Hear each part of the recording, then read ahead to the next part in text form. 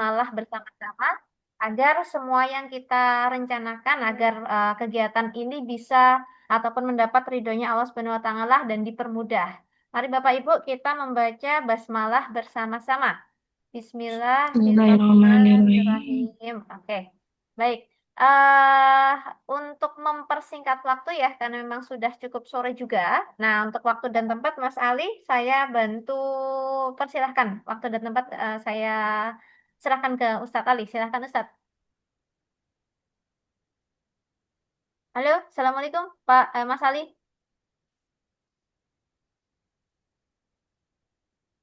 Halo Mas Ali, sudah bergabung? Oke, sudah bergabung ini Mas Ali. Halo Mas Ali.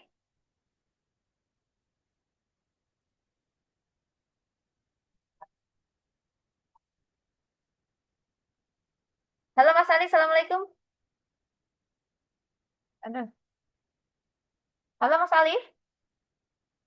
Bisa mendengar suara saya Ustadz Ali?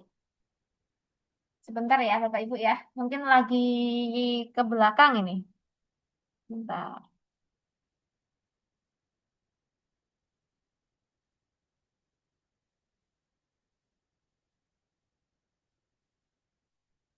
Halo Mas Ali. Halo Ustadz Ali. Assalamualaikum. Halo Us.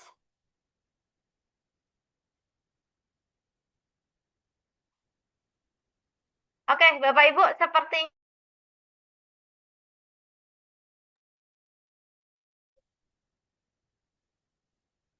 Oke, halo Bapak Ibu. Sepertinya mungkin Ustadz Alinya sedang di belakang ataupun entah kemana ini ya. Tadi sudah konfirmasi, sudah ready.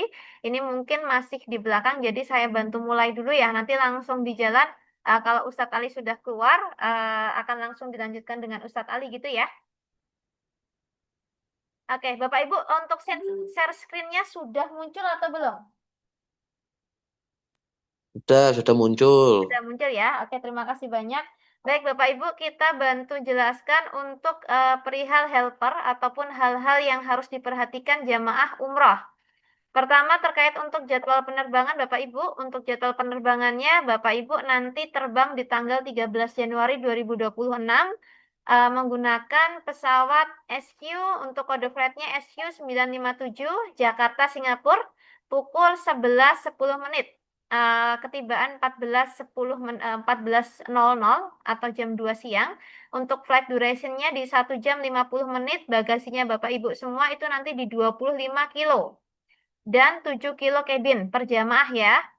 Terus akan terbang kembali itu nanti menggunakan SQ8328 Singapura Jeddah pukul 16.40. Ketibaan nanti di Jeddah Bapak Ibu itu pukul 21.30 untuk flight durasinya di 9 jam 50 menit. Bagasinya masih sama. Nah, untuk kepulangannya sendiri nanti di tanggal 20 Januari 2026 SQ8329 Jeddah Singapura 2245 ketibaan di Singapurnya di 12.55. Lebih plus 1 ini artinya sudah ganti hari ya Bapak Ibu ya. Di tanggal 21 Januari 2025 terbang kembali di SQ960 Singapura Jakarta 15.15 ketibaan 16.05. Flight durasinya juga sudah tertera Bapak Ibu untuk bagasi keberangkatan dan bagasi pulang Bapak Ibu itu di 25 kilo. Meeting point-nya Bapak Ibu nanti di Terminal 3 area Tower Row A. Jadi nanti di sana ada di Terminal 3 Soekarno-Hatta area Tower A depan Bakerzin gitu ya. Nanti di sana sudah ada tim kita yang akan menjemput Bapak Ibu semua. Pun nanti di sana Bapak Ibu sembari menunggu proses check-in, Bapak Ibu akan mendapatkan makan siang mungkin ya atau sarapan ya. Karena untuk meeting point-nya sendiri jam 7 sarapan mungkin ya. Jam 7 nanti meeting point-nya jam 7 WIB Selasa 13 Januari 2026. Oke. Untuk tour leadernya ada Ustadz Ali Haidar, nomornya tertera. Halo Ustadz Ali, sudah bisa mendengar suara saya Ustadz? Mas Ali? Ya, Oke, siap, sudah. masuk. Siap, siap. Oh ya, siap. Kalau sudah waktu dan tempat silakan dibantu lanjutkan ya Mas Ali ya. Tadi Siap, saya siap. panggil mungkin sedang berhalangan, jadi saya bantu lanjutkan dulu. Oke, waktu dan tempat silakan Oke. Mas Ali. Ya, monggo. Ya, Bismillahirrahmanirrahim. Assalamualaikum warahmatullahi wabarakatuh. Waalaikumsalam warahmatullahi wabarakatuh. Alhamdulillah, kita lanjutkan. Tadi sudah diawali Mbak Putri. Saya ulang lagi ya, supaya ini suara saya masuk enggak ya? Masuk ya? Masuk, Pak Ustadz. Alhamdulillah. Ya, eh, pertama Bapak Ibu semua jamaah Umroh AM Tour, mohon semuanya nanti dilihat lagi yang namanya file yang sudah kita kirim di grup kita dengan file namanya helper umroh reguler excuse dari tanggal 13 sampai 21 Januari. Jadi itu adalah file yang fungsinya memberitahu tentang berbagai keterangan dalam paket perjalanan kita, mulai dari jadwal penerbangan. Mohon nanti kita nanti akan masuk juga ke jadwal yang runtutnya. Ini cuma keterangan-keterangannya dulu. Tadi sudah disampaikan Mbak Putri, mulai dari kita berangkat tanggal 13 Januari, pesawatnya jam 11 itu take off-nya. Sementara kita nanti kumpulnya semuanya jam 7 pagi di Terminal 3 Soekarno-Hatta, nanti kita detailkan lagi. Tapi sekali lagi kita berangkat tanggal 13 Januari insya Allah. Kemudian kita pulangnya sampai di Indonesia insya Allah tanggal 21 Januari. Ya. Selanjutnya tour leadernya saya pribadi. Di sini sudah ada nomor saya, nanti Bapak Ibu silahkan disimpan nomor saya. Sudah tertera di situ. Kemudian meeting point kita sekali lagi jam 7 pagi hari Selasa tanggal 13 Januari. Maaf sebentar.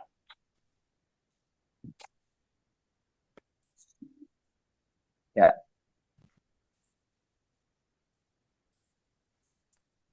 Oke, kita lanjutkan.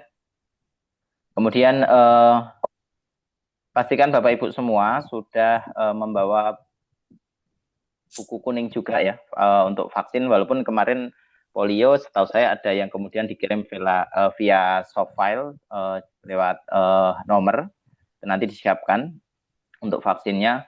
Kemudian dari perlengkapan yang perlu dibawa di sini, yang pertama adalah yang kami harus tegaskan adalah tentang ketepatan waktu. Jadi kita ini berangkat bareng-bareng, kita berombongan, jadi mohon Bapak Ibu semua jamaah semua kita mohon kerjasamanya untuk kita menjaga yang namanya kedisiplinan on time. Jangan sampai kelalaian satu orang, dua orang membuat jamaah yang lain jadi terkorbankan gitu nggih. Jadi saya mohon dengan sangat kita minta kerjasamanya dari semuanya, termasuk kami pun dari travel juga berupaya semaksimal mungkin untuk melayani Bapak Ibu semuanya. Yang kemudian vaksin sudah ya, vaksin dipastikan Bapak Ibu semua sudah meningitis dan polio, dan paling terlambat adalah 14 hari sebelum keberangkatan. Ya, kalau di sini sudah kita kasih peraturannya, keterlambatan dari salah satu atau beberapa orang akan mengakibatkan tidak lancarnya perjalanan kita dan akan merugikan baik buat diri sendiri maupun peserta orang lain, bahkan untuk keberkahan perjalanan kita. Itu yang harus kita ya. Yang berikutnya adalah tema makanan. Makanan agar tetap menjaga selera, disarankan teman-teman, bapak-bapak semua, ibu semua, bahwa kemasan yang kedap udara, seperti misalkan kalau di sini kita ada rendang apa dan seterusnya, walaupun nanti di hotel insya Allah menu disesuaikan dengan selera orang-orang Indonesia. Jadi di sana cateringnya insya Allah sudah bahkan banyak orang Indonesianya di sana. Jadi insya Allah aman gitu ya.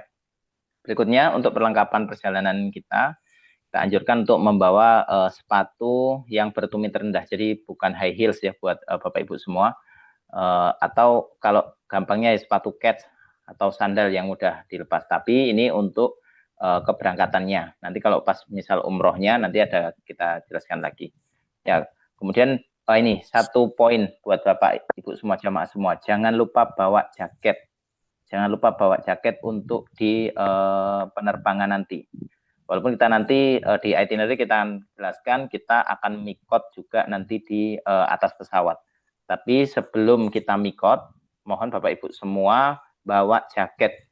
saya kemarin terakhir bawa jamaah itu kita berangkat dengan rombongan biro lain, itu ada yang ya setahu saya tidak tahu akhirnya meninggal atau tidak, tapi gara-garanya adalah beliau tidak pakai jaket dan nggak kuat dengan AC pesawat saat itu, sehingga akhirnya beliau pingsan, tapi bukan dari jamaah kita. Cuma qadarullah waktu itu saya lagi satu pesawat dengan rombongan lain ini. Nah itu yang kemudian saya jadi ingat ini tadi, mohon bawa jaket ya, jaket yang berbahan nyaman, kemudian payungnya yang kecil yang lipat, kemudian supaya mudah digunakan. Kalau perlu ada jas hujan kita nyebutnya tipis itu ya, jas hujan becak itu, itu boleh dibawa yang sekali pakai ya. Kemudian bagi bapak-bapak yang perlu peci, topi silahkan. Dan dari kami yang dari AM Tour, mohon Bapak Ibu semua berangkat dalam keadaan sudah menggunakan batik seragam dari kita. Jadi nanti ada batik seragam, shawl, kemudian buku panduan dan juga tas serut dari AM Tour ya. Untuk perlengkapan ibadah, karena kita nanti berangkat itu kita akan menujunya ke Jeddah, habis itu langsung Mekah.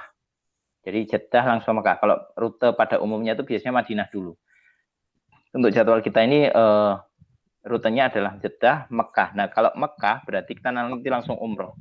Berarti nanti Bapak Ibu semua, nanti kami jelasin lagi masalah teknis packing urusan ihram, jangan ditaruh di koper besar, tapi ditaruh di koper kabin. Ya, jadi mohon nanti Bapak Ibu semua disiapkan kain ihramnya untuk yang bapak-bapak terutama, baju ihramnya disiapkan di kabin, karena kita nanti insya Allah akan mikot di atas pesawat. Ya, kemudian di sini dianjurkan juga membawa baju gamis, mukena, kemudian untuk jamaah laki-laki bawa kain ihram, pakai sabuk boleh. Jadi kain ihram dikasih sabuk itu boleh. Kemudian sarung dan lain-lain. Ya. Kita masih di helper ya, masih di file yang judulnya helper. Itu di situ ada contoh baju AM Tour, warnanya biru dongker. Masih ini ya Mbak Putri, masih sama ya, biru dongker dengan shawl dan seterusnya. Ya, kemudian Bapak Ibu semua juga kalau yang punya perlu obat-obat pribadi, mohon disiapkan masing-masing. Yang mungkin punya kondisi tertentu yang harus membawa obat, mohon dipersiapkan. Kemudian obat-obat yang mungkin, karena kita kan bisa jadi cocoknya dengan obat-obat misal kayak sakit kepala, Bapak jamaah semua mungkin cocoknya dengan Panadol, monggo disiapkan, disesuaikan dengan yang cocok dengan kita. Ya. Nah ini satu catatan penting lagi, berat koper untuk yang kabin itu berarti yang tidak masuk ke bagasi. Jadi kabin itu yang nanti dibawa ke atas pesawat, jadi kita bareng sama kita. Yang di situ nanti saya pesan ada kain ihram buat bapak-bapak dan buat ibu-ibu, baju yang akan digunakan untuk umroh nanti. Jadi kabin, untuk koper kabin itu maksimal 7 kilo. Ya, jadi mohon ini masalah kilogram ini diperhatikan, khususnya kita pas berangkat maupun besok pulang. Karena airlines atau pesawat itu tidak mengizinkan yang ada dengan overload bagasi. Jadi kalau misalnya bagasi yang dibawa ke atas itu maksimal 7 kilo. Jadi 7 kilo itu maksimalnya. Adapun bagasi yang dimasukkan ke dalam masuk dalam bagasi pesawat yang tidak kita bawa ke atas itu maksimal 25 kilo. Jadi mohon nanti dipersiapkan, jangan melebihi dengan batas maksimal kilogram yang sudah ditentukan oleh pihak airlines, pihak pesawat ya.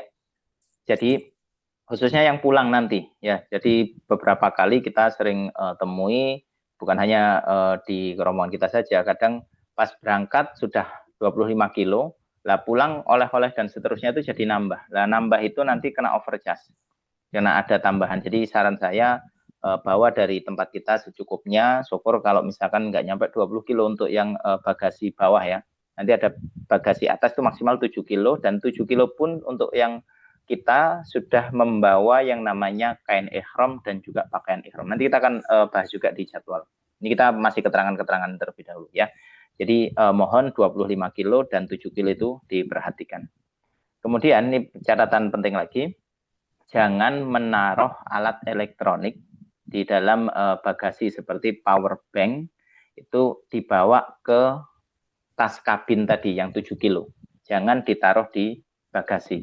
Jadi power bank taruh di dalam tas yang kecil yang dibawa ke atas. Dan untuk power bank maksimal 20.000 mega ampere. Kemudian kayak payung juga dimasukkan ke dalam bagasi. Ya, lanjut.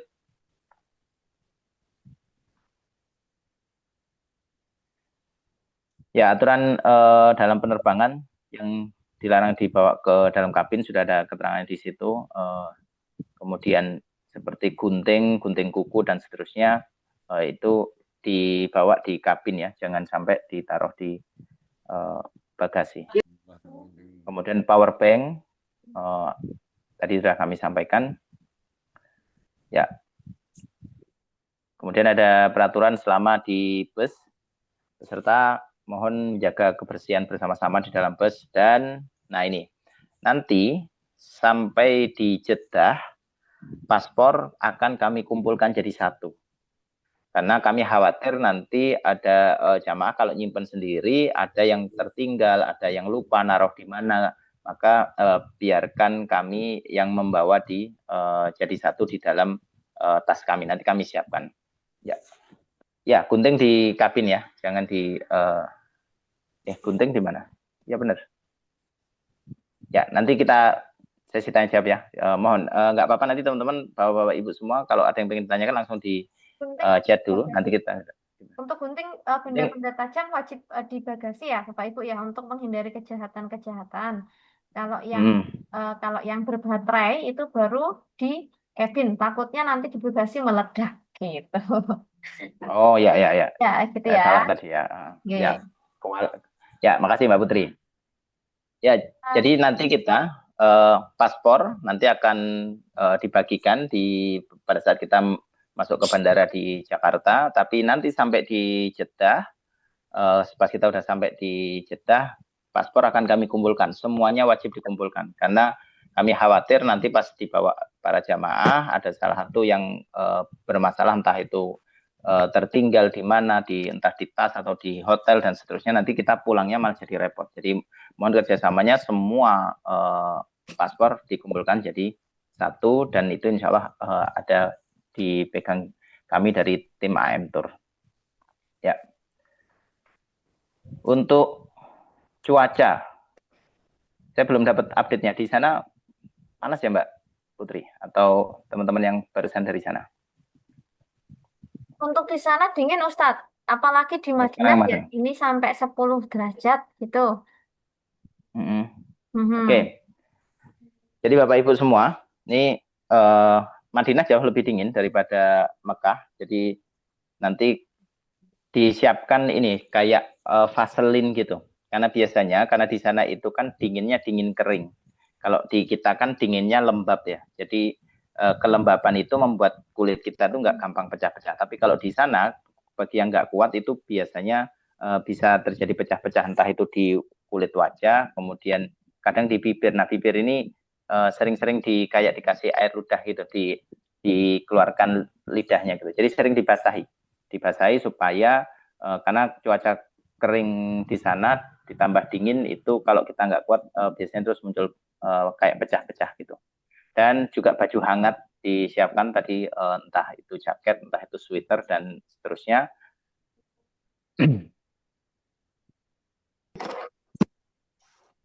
Ya, kalaupun di sana ternyata, ini barusan ada yang ngechat, kalaupun di sana ternyata panas, enggak masalah. Yang penting memang kondisi cuaca dingin, kondisinya lebih ekstrim kalau kita tidak terbiasa. Karena kalau di Indonesia ini kita bisa dikatakan terbiasa panas ya, tropis kan memang cenderung panas. Kalau di sana dingin, kita nggak biasa itu nanti kami sarankan tadi bawa vaselin, semacam kayak ada lip balm, ada kemudian olesan buat di tumit, buat di wajah dan seterusnya. Biasanya dingin lumayan tuh sakitnya gitu. Tapi nggak usah khawatir berlebihan ya, itu kondisi bisa berubah di sana. Kemudian di sini ada jadwal sholat juga disesuaikan dengan jamnya di Mekah maupun di Madinah. Dan Bapak Ibu semua, kita sekali lagi rutenya adalah Mekah dulu. Jadi berangkat dari Indonesia sampai ke Jeddah langsung ke Mekah. Dan itu jadi mohon nanti semuanya disiapkan fisiknya. Tentu sekali lagi kita minta kepada Allah agar dijaga kesehatan kita, Allah jaga kesehatan kita. Nah, ini yang berikutnya tentang informasi paket data. Jadi paket internet di masing-masing operator. Di sini sudah kita tuliskan panduan aktivasi untuk Telkomsel ada, kemudian ada Indosat dan XL dan seterusnya. Nanti silakan disesuaikan dengan operator masing-masing. Dan untuk informasi colokan, jadi di Indonesia dengan di Saudi itu colokannya berbeda. Jadi kalau di Saudi pakai colokan yang colokannya itu ada 3. Jadi kita ini namanya colokan untuk di Indonesia nanti perlu konverter. Jadi kita perlu semacam kayak colokan yang bentuknya colokannya 3 disambung menjadi untuk yang buat kita di Indonesia. Jadi nanti Bapak Ibu silakan bawa konverter ya, colokan buat internasional ke Indonesia. Oke, helper kita udah cukupkan ya Mbak Putri. Nanti kita akan mulai detailkan di urusan jadwal kita di selama perjalanan. Sekarang kita, jadi Bapak Ibu mohon nanti dilihat lagi di grup kita, sudah dikasih informasi tentang keterangan-keterangan di mulai helper, kemudian referensi daftar perlengkapan umroh, kemudian itinerary. Oke. Kita ke perlengkapan umroh dulu atau itinerary, Mbak Putri? Ya, biasanya sih referensi perlengkapan dulu, nanti untuk itinerary-nya terakhir, Ustaz. Ya. Oke, ya. Sekarang sambil nanti Bapak Ibu mohon di checklist ya. Jadi ini kita bahas satu persatu apa aja yang perlu dibawa. Nanti silahkan dicek mana yang kurang, mana yang belum. Nanti habis sebelum ini kita akan masuk ke jadwal. Jadwal nanti kita terakhir ya. Yang pertama adalah perlengkapan yang diberikan kepada jamaah, yaitu ada sarung koper dengan ukuran 26 inch. Ini semua dapat atau tergantung yang pesan, Mbak Putri, untuk sarung koper? Semuanya dapat Mas Ali, karena kan paketnya paket hemat ya, jadi memang dapatnya sarung koper, nggak dapat koper gitu. Ya, alhamdulillah nggak apa. Jadi ini gini, Bapak Ibu semua mohon, ini pernah kejadian juga lagi ya, mohon kopernya ukurannya yang 26 inci. Karena sarung koper dari AM Tour itu ukurannya untuk yang ukuran 26 inci. Nanti silahkan dicek kembali kopernya. Dan berikutnya juga pastikan koper itu kondisi yang kuat. Karena pernah kejadian itu karena mungkin koper ini lama disimpan, sudah lama banget disimpan, pas udah sampai di hotel, karena ini semuanya dikasih sarung koper ini tadi, pas dibuka kopernya tuh hancur. Itu bukan kesalahannya airline sebenarnya. Ini kesalahan bukan, lebih tepatnya karena koper jarang dipakai. Jadi yang namanya barang disimpan terlalu lama kan beda ya sama barang yang sering dipakai, tuh kondisinya beda. Nah ini karena barang jarang dipakai, dia kondisinya tuh jadi kayak rapuh gitu. Nah pas dikasih sarung memang nggak kelihatan, tapi pas nyampe di hotel ternyata kopernya tuh bisa dikatakan sudah rapuh gitu, jadi hancur gitu. Tapi secara badan bentuknya masih utuh. Nah, ini saya sarankan buat jamaah semua, teman-teman semua untuk nanti dicek ya, kopernya dipastikan kondisinya fit, supaya nanti ketika dikasih sarung koper ini fungsinya adalah untuk menseragamkan grup kita, karena nanti koper akan kita bantu dari bandara di Jakarta dan insya Allah akan kita terima di Jeddah, jadi diseragamkan. Nah kalau kopernya 24 inch gimana? Nggak apa-apa, sebenarnya nggak apa-apa, cuma nanti agak kegedean dikit silahkan nanti kita kita upayain lah untuk kemudian tetap bisa digunakan sarung koper ini. Jadi sarung koper ini fungsinya untuk identitas koper-koper kita semua nanti. Kemudian berikutnya adalah baju seragam identitas dari AM Tour. Tadi sudah kita kasih displaynya. Kemudian shawl, ini mohon ini nanti digunakan pas kita di Jakarta, ya. Pas kita baru mau berangkat itu, kita semuanya pakai batik dari AM Tour, semuanya. Saya mohon semuanya dibantu. Ini tadi kedisiplinan bukan hanya masalah jadwal saja, tapi juga tentang peraturan dari kita supaya memudahkan kita dalam menyisir rombongan kita. Yang berikutnya adalah shawl dan juga tas serut.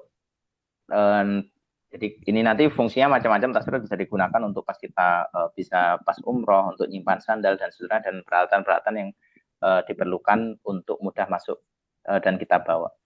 Berikutnya ada buku doa, yang nanti bisa sambil terus dipelajari selama kita perjalanan. Itu yang dari kita, dari Biro. Berikutnya yang Bapak Ibu semuanya, jamaah semua, ini dicek kembali apa yang perlu dibawa. Yang berikutnya adalah tentang perlengkapan mandi atau toiletries, mulai dari sampo, sabun, pasta gigi, dan seterusnya. Kalau apakah di hotel itu dapat, sebenarnya kalau kita bicara fasilitas ada, tapi kita tuh tidak bisa mengandalkan apa yang disediakan oleh hotel, dan hotel itu kadang kalau kita sudah mengandalkan, oh pasti ada kok di sana. Saya cuma pesannya gini, bedakan hotel di kita, di pelayanan di tempat kita ini di Indonesia ini dengan di sana. Di sana itu kondisinya kita upayain ya, dalam artian kita nge-push ke pihak hotel. Handuk itu sesuatu yang seharusnya setiap kamar dapat. Nanti kalau Bapak Ibu misalkan belum dapat, bisa kontak saya. Nanti kami bantu untuk mintakan ke pihak hotel. Tapi di sini kita sebutkan perlu bawa handuk kecil, kemudian obat-obatan pribadi, entah itu suplemen, entah obat khusus. Jadi bagi yang mungkin punya kondisi harus minum obat secara rutin, mohon jangan lupa dibawa. Dan juga mungkin teman-teman Bapak Ibu semua punya obat-obat sendiri yang itu digunakan untuk menjadi suplemen. Contohnya misalkan buat Bapak Ibu yang mungkin biasa minum madu misalkan, nah, itu disiapkan dengan kondisi tertentu. Dan pesan saya di sana, saran saya nih, sudah banyak pengalaman orang pulang dari umroh itu suaranya hilang, kadang batuk dan seterusnya. Nah itu biasanya penyebabnya diantara adalah minum jus di sana. Wah di sana apalagi kalau suasana cuaca panas tuh gitu kan, minum jus tuh kayaknya enak banget gitu. Nah cuma saran saya kalau misalkan mau minum, mending minum air zam-zam aja. Jadi Bapak Ibu boleh refill dan atau air mineral lah. Tapi kalau terlalu senang dengan jus dan itu manis, itu biasanya pulang bikin kita jadi bukan hanya tenggorokan yang bermasalah, tapi juga termasuk kondisi badan itu bisa terpengaruh karena kondisi badan lagi butuh minuman, kita kasih yang sesuatu yang manis dan kondisinya es, itu lumayan mempengaruhi badan kita. Gitu ya. Jadi mohon dijaga kesehatannya, dan jangan terlalu menuruti keinginan pengen minum yang dingin-dingin, justru apalagi yang manis-manis ya. Di sana banyak penjual-penjual jus yang itu justru kalau terlalu banyak berakibat pada imunitas kita. Berikutnya adalah bawa sajadah kecil sesuai dengan kebutuhan, kemudian sandal jepit atau sepatu. Kalau buat nanti buat pas ihramnya atau pas umrohnya, memang untuk yang laki-laki harus menggunakan sandal yang tidak menutupi punggung. Tapi silahkan bawa sepatu juga untuk fungsinya selama kita perjalanan di bandara dan seterusnya. Kemudian makanan pribadi atau camilan dan seterusnya, walaupun sepanjang Bapak Ibu berangkat, nanti insya Allah sudah kita siapkan mulai dari di bandara sampai kita nanti kembali lagi. Insya Allah itu full board, urusan makanan kita siapkan sehari 3 kali. Kemudian masker dan hand sanitizer secukupnya, kemudian ada kacamata hitam, payung kecil, hanger baju ini ya secukupnya saja, artinya yang karena memang tidak semua di pihak hotel itu menyediakan hanger, ini untuk nanti kita secukupnya ya, sisir, gunting kecil dan seterusnya. Kemudian pelembab tadi ya, kami sampaikan tentang Vaseline, di sini juga ada saran aloe vera, yaitu semacam kayak lotion dari lidah buaya yang itu bisa melembabkan. Apalagi kalau tadi cuacanya dingin di sana. gitu ya. Itu untuk perlengkapan secara umum. Untuk yang ibu-ibu, untuk yang perempuan, yang akhwat, 2 set baju ihram. Jadi karena kita nanti insya Allah ihramnya 2 kali. Dan untuk pakaian akhwat untuk perempuan cukup dengan pakaian yang menutup aurat. Nanti untuk warna kita bahas di pembahasan jadwal ya. Ini pakaiannya dulu, disiapkan 2 ihram antara warna hitam dan putih. Mohon tidak ketat dan tidak menerawang ya, karena ya ini bagian dari syariat Islam, jangan menggunakan pakaian yang ketat. Yang kemudian berikutnya adalah 4 set baju gamis yang digunakan harian untuk ke masjid. Kemudian untuk pakaian tidur, jadi pakaian tidur, kalau saran saya, sekali lagi saran saya ya, karena kita hotelnya di Mekah 1 hotel, di Madinah 1 hotel, maka pakaian tidur itu cukup 1 saja yang nanti bisa buat bergantian. Untuk hari pas kita mau keluar ke masjid, kita sudah pakai pakaian gamis tadi, kemudian untuk tidur dengan pakaian sendiri. Sehingga di koper kita tidak terlalu banyak pakaian supaya setiap kita mau tidur itu pakaiannya ya khusus dengan baju tidur kita. Kemudian manset, kerudung besar, kaos kaki untuk ihram. Karena memang mazhab yang mayoritas dipakai di Indonesia ini, kaki perempuan adalah termasuk aurat. Jadi kita gunakan yang umum yaitu menutup bagian kaki dengan kaos kaki. Walaupun nanti ibu-ibu nggak perlu kaget, di sana ada yang kemudian tidak pakai kaos kaki, perempuan nggak pakai kaos kaki, karena itu masuk di mazhab Maliki. Dan itu biasanya orang-orang dari Pakistan, dari India, itu mazhab mereka mayoritas Maliki. Kalau adapun kita di Indonesia mayoritas Syafi'i, maka pakai kaos kaki adalah bagian dari syariat. Kemudian mukena atau bergo panjang dan pembalut secukupnya untuk antisipasi. Ya. Nah kalau laki-laki ya lebih simpel, bapak-bapak semuanya ya. 4 sampai 5 set pakaian harian ke masjid. Jadi entah baju koko, kemudian celana kain dan seterusnya. Kemudian pakaian tidur dan sandal jepit atau sandal gunung yang terlihat tumitnya dan mata kakinya selama ihram. Ya. Kemudian untuk ini, untuk koper yang di kabin ya, tas kabin yang tadi kami sampaikan maksimal 7 kilo. Ya, satu set baju ganti. Jadi baju ganti untuk kita sudah pakai batik kan pas berangkat, maka siapin juga 1 set baju ganti hanya untuk jaga-jaga nanti untuk cadangan. Yang kedua adalah 1 set kain ihram. Jadi pastikan semuanya sudah menyiapkan kain ihramnya. Kemudian kalau mau perlu bawa Al-Quran, buku doa, silahkan ditaruh di kabin tersebut, di tas kabin tersebut. Kemudian ada buku catatan jika diperlukan, cemilan jika diperlukan, dan botol minuman. Walaupun nanti ada beberapa yang kadang diminta dikosongin dan seterusnya. Yang jelas sekali lagi pakaian ihram ini yang paling penting. Jangan sampai, karena pernah kejadian sekali lagi sudah kami sampaikan dengan technical meeting seperti ini, bahkan nanti sebelum di bandara sudah diingatkan lagi dan seterusnya. Pas kita transit ternyata kain ihramnya nggak dibawa. Tuh nanti jadi kena dam, kena kafarot, karena sudah yang lainnya kita melewati ya lam-lam, di situ kita mikot. Jadi nanti teknisnya gini, ini saya jelasin sedikit. Walaupun nanti di itinerary kita sampaikan lagi. Di Jakarta semua pakai batik, semuanya, laki-laki maupun perempuan semua pakai batik. Batik dari AM Tour, seragam dari AM Tour semuanya sudah dipakai untuk identitas kita. Sudah, kemudian kita berangkat dari Jakarta menuju Singapura. Dari Jakarta menuju Singapura kita masih pakai pakaian AM Tour. Pas sudah sampai di Singapura, khususnya yang laki-laki, kemudian mulai ganti dengan menggunakan kain ihram. Nah, kondisi itu kita nanti lihat ya, durasinya, jangan sampai kemudian kita mengabaikan urusan durasi. Nah, selama kita transit, kemudian kita ganti kain ihram dan seterusnya, yang namanya sudah berpakaian ihram ya berarti kita siap-siap, sudah tidak menggunakan jaket, tidak menggunakan celana dalam dan seterusnya. Ini untuk yang laki-laki khususnya. Tapi apakah boleh dari Singapura kita pakai jaket dan celana dalam? Boleh. Kalau dari Singapurnya masih boleh. Tapi nanti pas nyampe di atas tempat Yalamlam, atau kita kalau secara arah dari peta itu dari negeri Yaman itu kita sudah tidak diperbolehkan lagi pakai jaket, tidak diperbolehkan lagi pakai celana dalam. Jadi kemudian sendal juga pakai yang kondisinya sudah siap terbuka. Kaos kaki untuk laki-laki dilepas.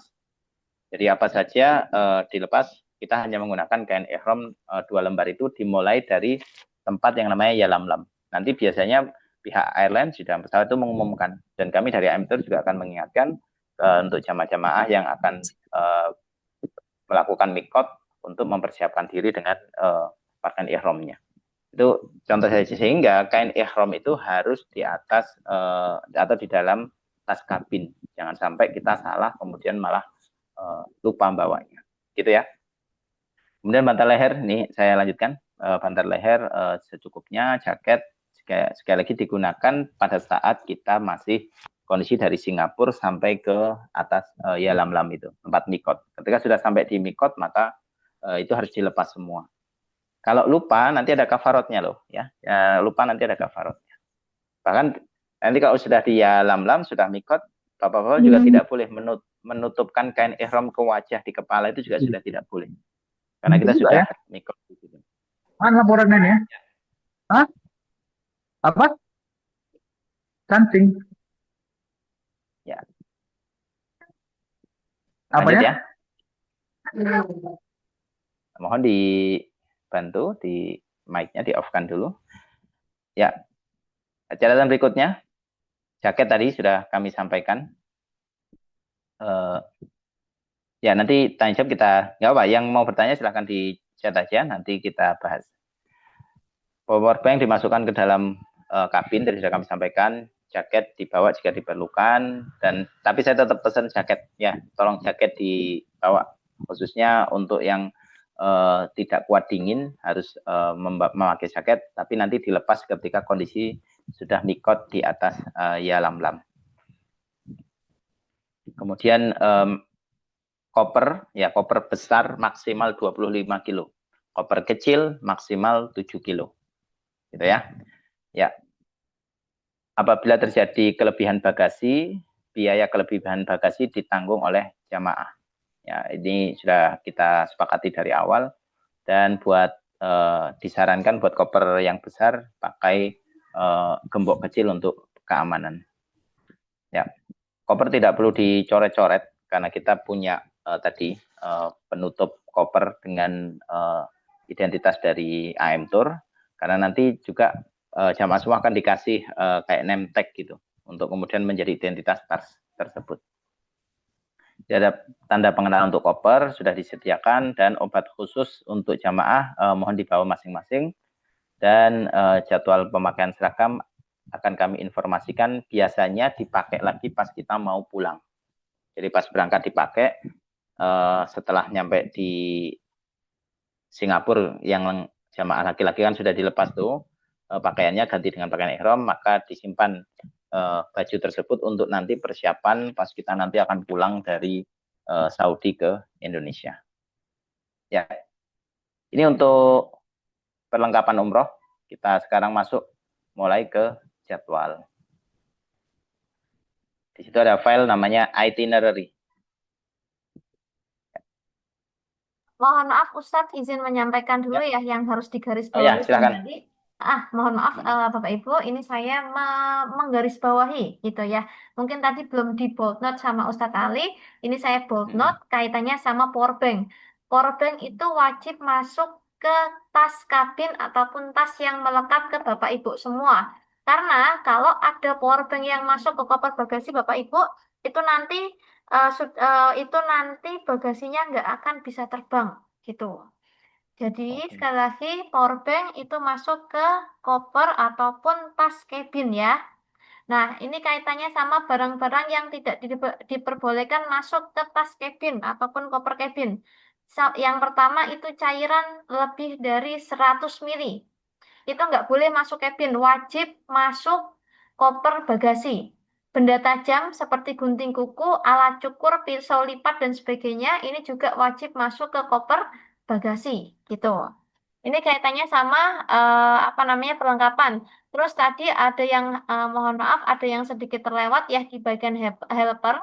Ini kaitannya sama mata uang ataupun ATM Bapak Ibu. Nah, ini kaitannya sama ATM. Tadi suhu sudah dijelaskan oleh Ustadz Ali ya, di Mekah dan Madinah. Di Madinah cenderung lebih dingin. Kaitannya sama mata uang ataupun ATM, Bapak Ibu. Jadi, Bapak Ibu, misalnya Mbak Pak Ustadz, apa namanya, Mbak TL atau Pak Mas TL ya, ini saya belum tuker mata uang real. Ini gimana? Oke, nggak masalah. Jadi nanti di Madinah, di Mekah, ataupun di Mekah ya itu ada money changers. Nanti Bapak Ibu bisa tukar uang di sana, atau kalau misal Bapak Ibu yang sudah punya ATM dengan logo Visa plus Mastercard ataupun Maestro ataupun Cyrus ataupun American Express ya Bapak Ibu, nanti bisa tarik tunai di sana. Tapi untuk tarik tunai itu cenderung apa namanya uangnya ataupun pecahannya tinggi, 200 SAR kah atau 500 SAR, bahkan ada yang 500 SAR gitu. Sekali tarik Bapak Ibu nanti kurang lebih ada charge itu 25.000. Tapi kalau misal Bapak Ibu bayar misal ke supermarket ataupun toko-toko yang memang menyediakan buat debit card ataupun credit card itu tidak ada charge-nya, no charge gitu. Itu sih Ustadz Ali ya, tadi yang saya bantu garis bawahi, yang mungkin terlewat sama kaitannya sama room key ataupun kunci kamar Bapak Ibu. Jadi, nanti kan Bapak Ibu sudah dapat room list ya. Room list satu kamar berempat ataupun berlima. Nah, itu room key-nya ataupun kunci kamarnya Bapak Ibu hanya dapat satu. Gitu.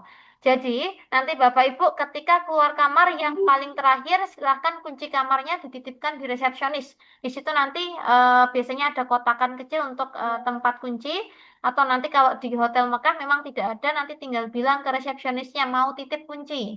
Nah, nanti kalau kuncinya tidak ada di resepsionis, berarti ada orang ataupun sudah ada salah satu jamaah teman Bapak Ibu yang di dalam kamar. Kalau kuncinya ada di resepsionis, berarti nanti di dalam kamar tidak ada orang, seperti itu.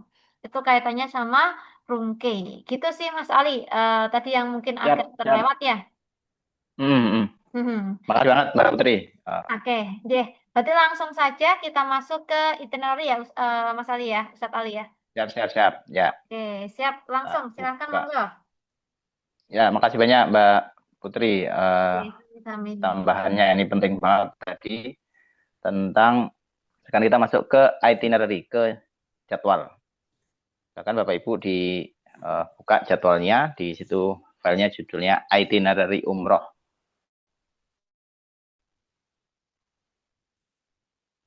Ya.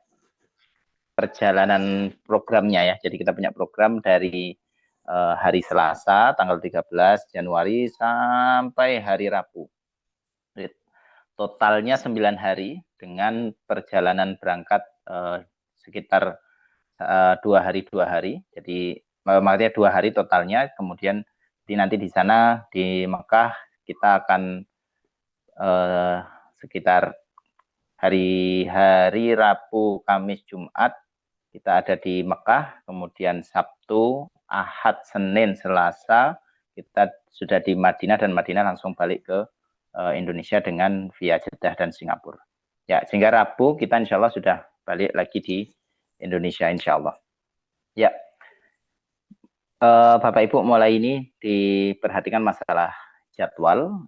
Sebagaimana tadi kami sampaikan betapa pentingnya kita menjaga kerjasama dengan kita semua, dan ini dari Bapak Ibu kerjasama yang dilakukan ini juga bernilai ibadah. Jadi ibadah kita bukan hanya umroh, tapi mempermudah perjalanan berangkat saudara-saudara kita, dari tim kita, dari kita semua rombongan kita, itu juga bernilai kebaikan. Jadi lakukan ini untuk mencari ridhonya Allah, bahkan untuk menjaga on time saja. Itu bukan hanya sekedar nanti takut ketinggalan. Itu pasti kalau misalnya kita terlambat, bahkan kita mengabaikan jadwal, bisa jadi kita ditinggal. Tapi masalahnya adalah lebih ke kami mengajak pada perjalanan ibadah ini, yuk kita niatkan semuanya kebaikan ini untuk mencari ridhonya Allah. Yang pertama adalah Bapak Ibu semua, kita mohon dengan sangat kumpul di Terminal Soekarno-Hatta di Terminal 3, area Tower Row A di depan Bakerzin. Jamnya cukup pagi nih, jam 7 pagi. Ini karena jadwal pesawat kita itu jam 11 sudah take off, dan take off itu kan jam 11, berarti sekitar jam-jam 9 itu kita sudah mulai masuk ke imigrasi dan seterusnya.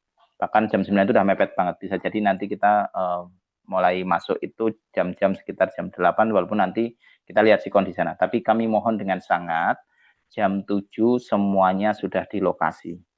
Nanti insya Allah di situ kita mulai briefing dan memberikan informasi apa yang perlu kita informasikan, dan kita akan doa bersama untuk kemudian melakukan pemberangkatan dengan umroh ini. Gitu ya. Jadi saya mohon dengan sangat jam 7 pagi semua sudah siap di Terminal 3, titiknya adalah di depan Bakerzin. Nanti silakan Bapak Ibu dicari di ininya Google Map-nya itu tepatnya di mana, walaupun insya Allah saya pribadi insya Allah jam 6 saya sudah di situ. Jadi nanti Bapak Ibu semua silakan kalau bingung tempatnya mana nanti kontak kami. Dan nah ini yang penting juga. Kalau kita sudah di jam-jam itu, mohon fokus di grup. Karena biasanya informasi akan saya kasih di grup. Misalkan contoh, dari pintu masuk di Terminal 3 ini nanti Bapak Ibu belok sebelah sini dan seterusnya, nanti ada gambar ini. Itu biasanya kami share itu di grup. Jadi mohon di jam-jam tersebut silahkan fokus di grup. Walaupun nanti kalau misalnya bingung silahkan kontak langsung ke saya, WA, DM ke saya pun nggak apa-apa. Jadi kalau tanya silahkan DM, tapi informasi biasanya saya kasih via grup. Ya, gitu ya. Kemudian jam 7 itu akan ada pembagian dokumen, briefing dan doa bersama. Setelah clear semuanya, insya Allah kita akan berangkat jam 11 lebih 10, walaupun ini take off-nya. Tapi kan proses untuk penerbangan internasional, kita harus masuk imigrasi dan seterusnya, dan itu nanti butuh proses lebih panjang lagi. Jadi saya pengen Bapak Ibu semua, kita semua bekerja sama untuk menjaga kedisiplinan, karena memang ini rutenya rute pagi. Jadi kondisinya juga itu jam-jam orang baru berangkat kerja juga. Jadi mohon disiapkan kalau perlu, misalkan perlu kalau yang dari luar kota tentu sekali lagi misalkan mau misal dari Jogja nih mau berangkat dari sini malam jam 8 gitu. Nah, silakan diukur kira-kira sampai sana itu bisa nyampe subuh nggak di sana gitu, di bandara itu. Bagus kalau sudah nyampe di bandara subuh, alhamdulillah gitu ya. Walaupun saya pribadi menyarankan milih untuk nyari penginapan di sekitar sana, dan sekitar jam 5:30 atau jam 6 sudah mulai merapat ke bandara. Jangan terlalu jauh karena sekali lagi itu jam-jam padat untuk orang berangkat kerja, dan itu area Jakarta yang kita tahu sangat rawan macet. Ya, berangkat dari jam 11 ini, insya Allah sampai di Singapura kita sekitar jam 2 siang. Dilanjutkan penerbangan itu jam 4 sore, jam 16.40 itu waktunya sangat mepet sebenarnya. Cuma memang ya kita upayakan karena ini penerbangannya satu airlines, jadi enggak insya Allah akan lebih mudah. Tapi sekali lagi kalau kita sudah keluar dari pesawat di Singapura, karena kita transit dulu di Singapura, mohon nanti jaga bareng-bareng secara kebersamaan kita untuk mensegerakan menuju ke pesawat berikutnya. Nanti insya Allah kita pandu di situ. Ya, insya Allah sampai landingnya di Jeddah itu kalau di jadwalnya jam 9:30 malam. Jam 9:30 malam di sana, dan ini kondisinya kita sudah menggunakan kain ihram, bahkan sudah mikot. Nah, saya ulang lagi teknisnya, Bapak Ibu semua, untuk koper yang 25 kilo tadi, koper besar, mohon jangan naruh power bank di situ. Karena kalau siapa yang mau naruh power bank di situ, tadi Mbak Putri sudah menekankan bisa jadi kopernya nggak keangkut. Sehingga itu koper yang besar. Nah, untuk yang koper kecil, kami ulang sekali lagi, siapkan kain ihram untuk bapak-bapak, yang untuk yang ikhwan, adapun untuk ibu-ibu, untuk perempuan, siapkan baju yang mau digunakan untuk ihram di koper kabin. Ketika kita nanti sampai di Singapura baru kemudian kita ganti pakaian. Ganti pakaian tentu sekali lagi kondisinya situasionalnya kita nanti lihat bareng-bareng untuk kemudian sudah dengan pakaian ihram dan seterusnya silakan naik ke pesawat untuk persiapan masuk ke pesawat berikutnya. Jadi kondisi sekali lagi di Singapura kita ganti baju. Gimana kalau misalkan saat saya mau pakainya nanti aja pas di pesawat. Ya sebenarnya tidak ada masalah kalau nanti mau pakai di pesawat. Hanya saja memang kita tahu di situ kan juga toiletnya terbatas. Tentu toilet terbatas, kemudian untuk akses dari tempat duduk menuju ke toilet juga tidak mudah. Tapi sekali lagi ini sesuatu yang silahkan sesuaikan dengan kondisi walaupun nanti di lapangan mohon nanti instruksi dari saya diperhatikan ketika nanti kiranya kita punya tempat lebih longgar untuk menggunakan kain ihram di Singapura, saya lebih menyarankan ke sana. Walaupun nanti situasional, kita kondisinya nanti sekali lagi makanya mohon untuk nanti kerjasamanya Bapak Ibu semua untuk memperhatikan instruksi dari kami. Ya. Nah, ketika kita sampai sana, sudah sampai di Jeddah, kondisi kan sudah melewati Yalamlam deh. Kita sudah mikot di atas pesawat. Nanti kita pandu untuk membaca niat dan seterusnya. Sampai kemudian kita landing di Jeddah. Ketika landing di Jeddah, ini posisi kita sudah berihram berarti aturan-aturan di dalam syariat tentang manasik umroh sudah terterapkan khususnya pada bab urusan ihram. Di situ kemudian Bapak Ibu akan segera diarahkan menuju ke Mekah. Dari Jeddah langsung ke Mekah. Dan sampai di Mekah kita langsung masuk ke penginapan, tapi langsung siap-siap umroh. Jadi kita insya Allah umrohnya malam nih. Umrohnya malam, dan kalau kita bicara kondisinya fisiknya capek dan seterusnya, ya kami paham itu. Hanya saja kondisi badan kita minta sama Allah untuk dipersiapkan, ya Allah kami ini akan umroh maka kuatkan kami. Sehingga nanti kondisi pada saat kita lagi berumroh untuk pertama kalinya ini, kondisi kita sudah malam, mungkin ada letihnya mungkin, tapi insya Allah yuk kita minta sama Allah agar Allah kuatkan kita. Karena besok harinya, yaitu hari Rabu, itu free program. Artinya tidak ada jadwal khusus dari kami, kita istirahat selama di hotel untuk di hari Rabunya. Jadi hotel kita nanti Al-Masa Grand Hotel, dan ini di situ Bapak Ibu silahkan istirahatkan badannya karena kita sudah perjalanan dari hari Selasa, bahkan sampai di Mekah pun kita langsung umroh dan itu kondisinya malam. Sehingga hari Rabunya kita banyak dalam kondisi istirahatnya cukup longgar itu. Nah, untuk pada saat kita masuk ke hotel, tadi Mbak Putri sudah sampaikan tentang kunci kamar. Karena nanti Bapak Ibu akan dapat rooming list, dan rooming list itu nanti satu kamar disesuaikan dengan jumlah sesuai dengan ketentuan sudah kita buat, dan kunci kamar itu hanya satu. Ini beberapa kali juga bisa bekerja sama dengan baik antar kelompok di dalam kamar, tapi juga ada yang kadang lupa. Jadi entah siapa yang bertanggung jawab ini dan seterusnya, itu kadang lupa. Nah, itu yang nanti insya Allah selama perjalanan dari Jeddah menuju Mekah, itu insya Allah akan kami informasikan melalui mutawif, melalui guide di sana, bahwa setiap kamar, nama paling atas, jadi misalnya satu kamar nomor 111 misalkan, di dalam kamar itu ada 4 orang. Maka nama paling atas adalah yang paling bertanggung jawab terhadap kondisi kunci.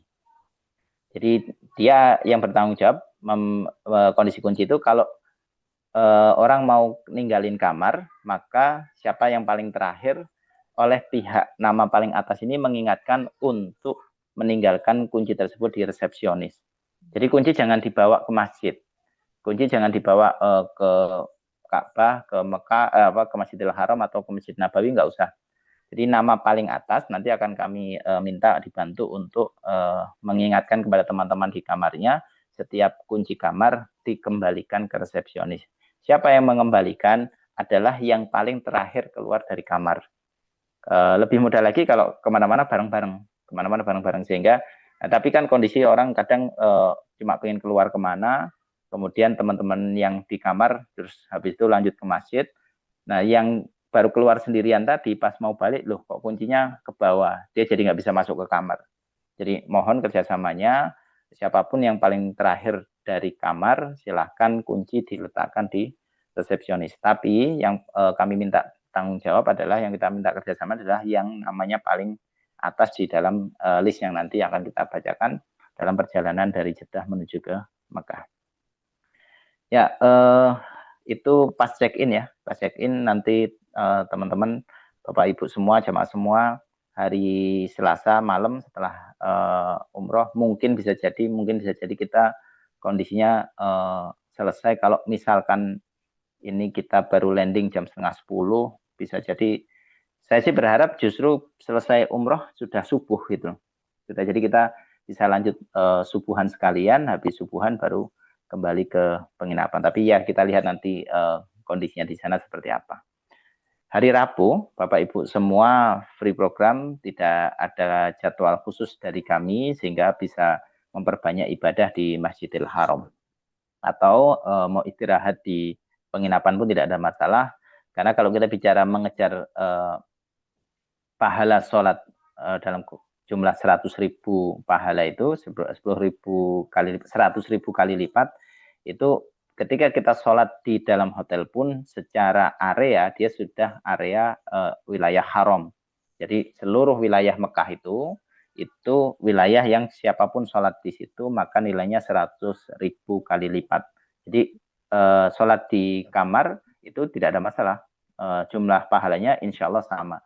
Yang membedakan adalah pahala langkah kaki menuju ke masjid. Itu juga ada nilainya sendiri kan gitu.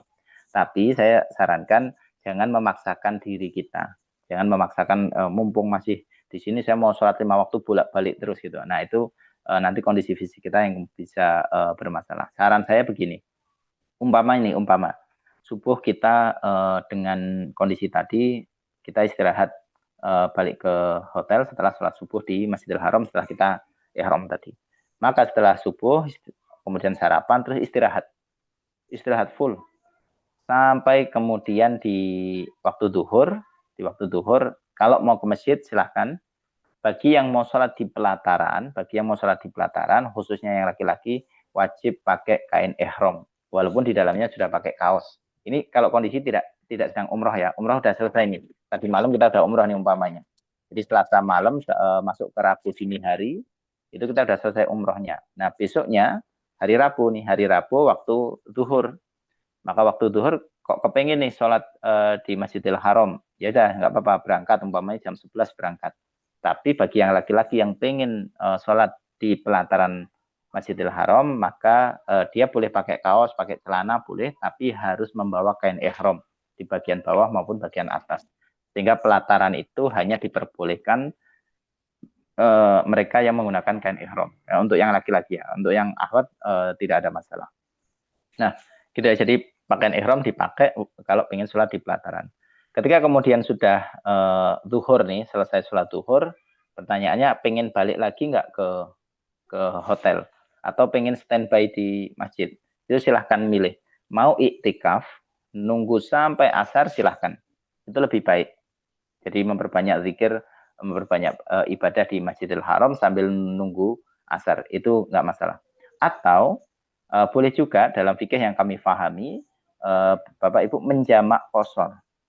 Jadi zuhur, habis sholat zuhur, selesai salam, berdiri lagi. Biasanya ada sholat jenazah dulu, maka ikuti sholat jenazah dulu. Habis itu kemudian kita menjamak sholat asar 2 rakaat. Sholat asar 2 rakaat, habis itu balik ke penginapan istirahat lagi. Itu juga boleh. Jadi silakan Bapak Ibu disesuaikan kondisi masing-masing. Kalau saya mau zuhur di Masjidil Haram, balik lagi ke hotel, nanti asar berangkat lagi. Kalau saran saya untuk yang hari Rabu ini, saya tidak menyarankan jadwal seperti itu. Mendingan nunggu atau dijamak sekalian kemudian pulang nanti datang lagi ke Masjidil Haram di menjelang maghrib.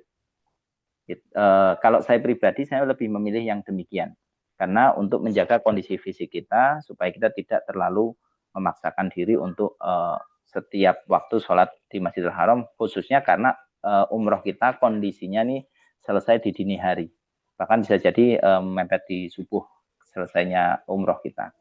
Gitu ya, itu saran dari saya secara fikih yang kami pahami. Nah, setelah hari Rabu selesai, dan oh ya, untuk makan itu disediakan sehari 3 kali.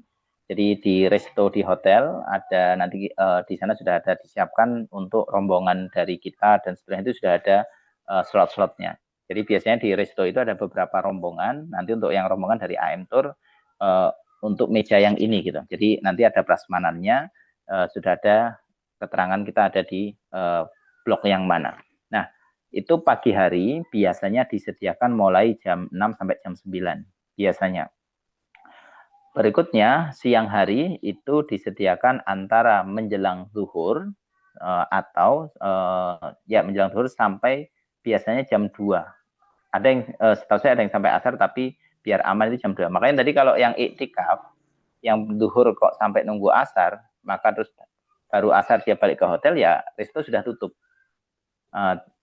Maka saran saya kalau yang mau iktikaf dia sudah membawa bekal untuk makan di Masjidil Haram. Tapi kalau kemudian dia pengen balik untuk makan siang di hotel, maka saran saya jangan sampai melebihi jam 2. Gitu ya. Untuk makan malam biasanya menjelang maghrib itu disediakan sampai setahu saya antara sampai jam 9 malam. Tergantung kondisi untuk keterangan ini tergantung pada hotel masing-masing. Tapi biasanya seperti itu. Secara jadwal seperti itu.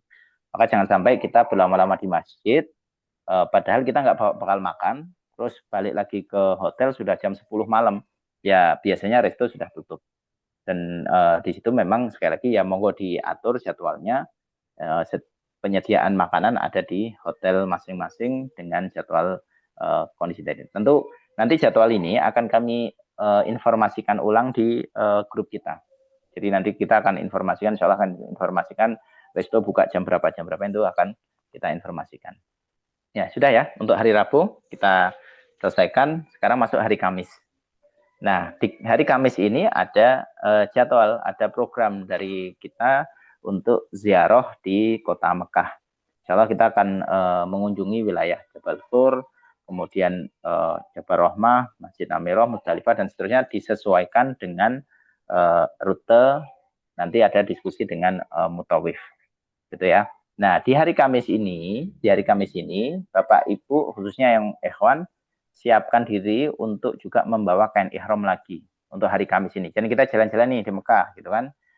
Itu bawa kain ihram, tapi silahkan mau dipakai boleh, mau disimpan dulu boleh.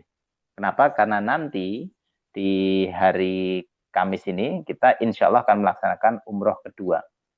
Nanti mikotnya atau memulainya nanti ditentukan oleh mutawif dan bagi yang ingin membadalkan umroh, jadi mungkin ada saudara yang punya uzur untuk nggak bisa umroh, kemudian dibadalkan. Itu silahkan gunakan waktu ini untuk membadalkan siapa yang dikehendaki. Ya, itu hari Kamis, sehingga insya Allah selesai kita itu sekitaran dengan umrohnya ya, sekitaran ya setelah asar lah, atau bahkan bisa jadi pas menjelang asar atau bahkan setelah asar. Jadi artinya tidak malam. Maksud saya adalah tidak malam. Kamis ini setelah kita jalan-jalan, lanjut mikot. Setelah mikot kemudian kita umroh untuk kedua kalinya. Nah, untuk Kamis sudah, maka malamnya sekali lagi free program, silahkan memperbanyak ibadah di Mekah. Nah, untuk hari Jumat, nah ini juga free program lagi. Kenapa? Karena memang kondisinya Bapak Ibu mendapatkan khususnya para bapak-bapak ikhwan semua mendapatkan kenikmatan yaitu insya Allah bisa sholat Jumat di Masjidil Haram. Ini jarang-jarang, artinya kita kan jarang nih sholat Jumat di sana gitu ya. Ini satu keberkahan buat grup ini. Allah berikan jadwal untuk kita bisa merasakan sholat Jumat di Masjidil Haram. gitu ya. Nah itu Jumat. Sudah itu silahkan di situ saran kami kalau mau beli oleh-oleh di sekitaran hotel di penginapan silahkan di hari itu.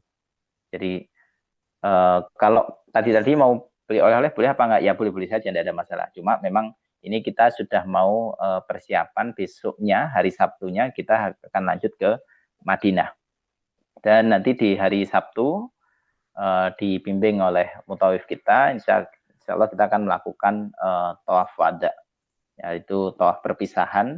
Ini bagian dari sunnah bahwa siapapun yang akan meninggalkan kota Mekah sangat dianjurkan, bahkan ada yang mewajibkan untuk melakukan yang namanya tawaf wada, tawaf perpisahan dengan Mekah yang disimbolkan dengan mengelilingi Ka'bah, yaitu disebut dengan tawaf wada. Maka kemudian kita kembali ke penginapan kita untuk kemudian makan pagi, sarapan, dan persiapan check out meninggalkan Mekah menuju Madinah. Maka kemudian kita berangkat di hari Sabtu itu ke Madinah dengan menggunakan bus yang itu insya Allah kita akan durasinya sekitar 6 jam perjalanan. Ya, dengan jadwal ini, kalau saya pribadi lebih senang dengan jadwal seperti ini. Kalau reguler kan biasanya Madinah dulu baru Mekah. Biasanya begitu. Tapi saya lebih senang ini. Kenapa? Karena untuk perjalanan dari Mekah menuju Madinah itu, ini perjalanan yang cukup panjang, 6 jam. Dan itu kalau kami biasanya kemudian memperbanyak mempelajari kehidupan Nabi, yaitu ilmu namanya Sirah Nabawiyah. Jadi sehingga selama perjalanan 6 jam ini mungkin Bapak Ibu yang punya buku Sirah Nabawiyah atau mungkin di e-booknya itu banyak mempelajari tentang kota Madinah itu sendiri. Saya lebih senang yang gini sebenarnya jadwalnya. Jadi Mekah dulu, kemudian Madinah, sehingga kita nanti sudah pamitan di Mekah dengan Ka'bah kita pamitan, kota Mekah kita pamitan, lalu di Madinah, lalu besok kita tinggal pamitan sama Rasul di saat kita mau pulang gitu. Ya sekarang kita masuk ke jadwal di Madinah. Jadi Madinah insya Allah kita nyampe Madinah biasanya kalau kita berangkat pagi ya nyampe sana sore. Maka masuk ke penginapan, hotel kita di Concord Hotel, dan nanti di situ kita sudah masuk ke penginapan, jadi sudah bisa masuk penginapan. Habis itu insya Allah kita ibadah di Masjid Nabawi. Walaupun kondisinya memang bisa jadi kita kayak misalkan di kamar belum siap misalkan, karena kadang kondisi kita tidak bisa pastikan. Yang jelas kita punya hak malam di situ iya. Tapi bisa jadi misalnya kita nyampe situ jam 2 kan baru bisa check in. Tapi biasanya tamu sebelumnya misalkan kamar belum siap, oh ya sudah, berarti kita siap-siap aja ke Masjid Nabawi untuk ibadah sholat asar di sana. Sudah sampai di sana ibadah di Masjid Nabawi, nanti insya Allah pada asar kita sudah bisa masuk ke penginapan. Di hotel seperti kunci sama seperti tadi, kondisinya kembali ada penanggung jawab di setiap name list-nya, dan mohon kunci dititipkan di reception bagi siapapun yang terakhir dari kamar tersebut. Oh ya, satu poin lagi saya lupa tadi. Bapak Ibu semua, karena paspor itu nanti akan dikumpulkan oleh kami, Bapak Ibu identitasnya atau KTP-nya diganti dengan ID card. Jadi mohon ID card itu semuanya menggunakan ID card-nya. Diupayakan betul jangan sampai hilang. Kenapa? Karena ID card itulah pengganti paspor Bapak Ibu semua. Selama perjalanan Mekah Madinah ini, ID card itu nanti di situ ada nama Bapak Ibu dan juga ada nomor kami sebagai tour leader. Ada nomor mutawifnya. Jadi ini untuk antisipasi barangkali kondisinya Bapak Ibu lupa alamat hotelnya, itu di kartu tersebut, di ID card itu ada identitasnya, hotelnya di mana, nomor TL-nya, nomor mutawifnya, nama Bapak Ibu semua itu ada di situ. Nah, saya khawatir kalau ada yang mengabaikan ID card ini, jadi ditinggal misalkan di hotel ditinggal, terus dia ke Masjid Nabawi atau ke Masjidil Haram, dia lupa hotelnya di mana, sementara ID card-nya ketinggalan. Akhirnya bingung gimana cara nyari hotelnya, karena saat kita tanya ke petugas juga akan nanya di mana hotelmu, di mana, ya ID card itu yang insya Allah akan membantu kalau Bapak Ibu menjaga ID card tadi. Jadi saya pesan betul setiap kemanapun kita berada, nggak cuma ke masjid, kita cuma pengen belanja di warung depan hotel misalkan, mohon itu semua dibawa, ID card itu dibawa. Ya, karena itu akan menjadi perwakilan identitas Bapak Ibu, karena paspor semuanya kita simpan dulu. Kami khawatir kalau ada yang hilang satu itu bisa repot nanti. Jadi paspor ya, file-file penting kami simpan. Adapun Bapak Ibu semua silakan dengan ID card itu dipakai dari mulai kita berangkat sampai nanti kita pulang. Ya, lanjut. Sudah jam 5 soalnya. Hari Ahadnya, hari Sabtu tadi kita nyampe di Madinah, Masjid Nabawi sudah, check-in hotel. Kemudian hari Ahadnya, hari Ahad kita ziarah kota Madinah. Kayak tadi kan ada ziarah kota Mekah, ini ziarah kota Madinah. Jadi kita mengunjungi city tour di kota Madinah. Ada Jabal Uhud, kemudian kebun kurma, dan insya Allah kita juga ke Masjid Kuba dan seterusnya. Dan nanti dalam city tour ini kemungkinan biasanya zuhur sudah selesai. Jadi biasanya zuhur kita sudah bisa sholat di Masjid Nabawi, walaupun kalau kita nanti lihat situasinya. Nah, setelah zuhur selesai terus kita tidak ada jadwal yang mengikat, artinya free program. Bapak Ibu silahkan menikmati memperbanyak ibadah di Madinah. Walaupun nanti insya Allah akan ada informasi tentang Raudhah. Jadi seputar Raudhah itu jadwal kita akan nunggu dari pihak Nabawi. Jadi kita akan nunggu, dan itu nanti jadwalnya biasanya keluarnya sudah kondisi kita mepet-mepet di Madinah. Jadi mungkin sekarang belum keluar jadwalnya. Kalau Raudhahnya kapan dan seterusnya kita nunggu. Nah, sama informasi juga tadi kami dapat informasi bahwa kalau di Mekah, di Hijr Ismail, jadi setengah lingkaran yang dapat Ka'bah itu kondisinya ditutup sampai Ramadan. Jadi kemungkinan update-nya seperti itu. Tapi ya kita lihat sih kok nanti di sana. Untuk Raudhah nanti sekali lagi nunggu jadwal. Ya. Kemudian insya Allah kita akan adakan ya kesempatan untuk bisa tahajud bersama di Masjid Nabawi. Insya Allah nanti akan dipimpin mutawif kita untuk kemudian sholat tahajud dan kajian. Ini tentatif juga. Seperti Raudhah tadi jadwalnya masih menunggu. Adapun tahajud dan juga subuh, kajian subuh ini insya Allah kita sesuaikan nanti. Gitu ya. Nah, itu hari Ahad. Hari Seninnya kita akan berkeliling tentang ilmu sejarah di sekitaran Masjid Nabawi. Kalau hari Ahad tadi kota Madinah, tapi kalau hari Seninnya kita di sekitaran Nabawi. Jadi bedanya adalah kalau di city tour Madinah kita naik bus. Nanti ada bus yang kemudian akan menghantarkan kita ke tempat-tempat yang dituju, Masjid Kuba, kebun kurma dan seterusnya. Tapi kalau di seputaran Masjid Nabawi karena hanya di sekitaran masjid ya kita jalan. Kita jalan bareng-bareng mengelilingi masjid sekitaran Masjid Nabawi. Ada banyak tempat-tempat di situ yang insya Allah akan syarat dengan sejarah yang membuat kita jadi makin cinta kepada Nabawi, makin cinta pada Madinah, dan makin cinta pada Rasulullah SAW. Ya, itu hari Senin ya. Sehingga ketika kemudian nanti umpama jadwal Raudhahnya bisa jadi hari Ahad, bisa jadi hari Sabtu, bisa jadi hari Senin. Nanti kita lihat situasinya.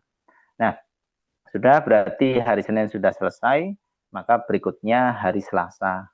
Nah, hari Selasa ini hari terakhir kita di Madinah, maka waktu subuh itu, ya, setelah subuh silakan kemudian berpamitan dengan Rasulullah SAW untuk kemudian kita melanjutkan perjalanan kembali ke negeri kita.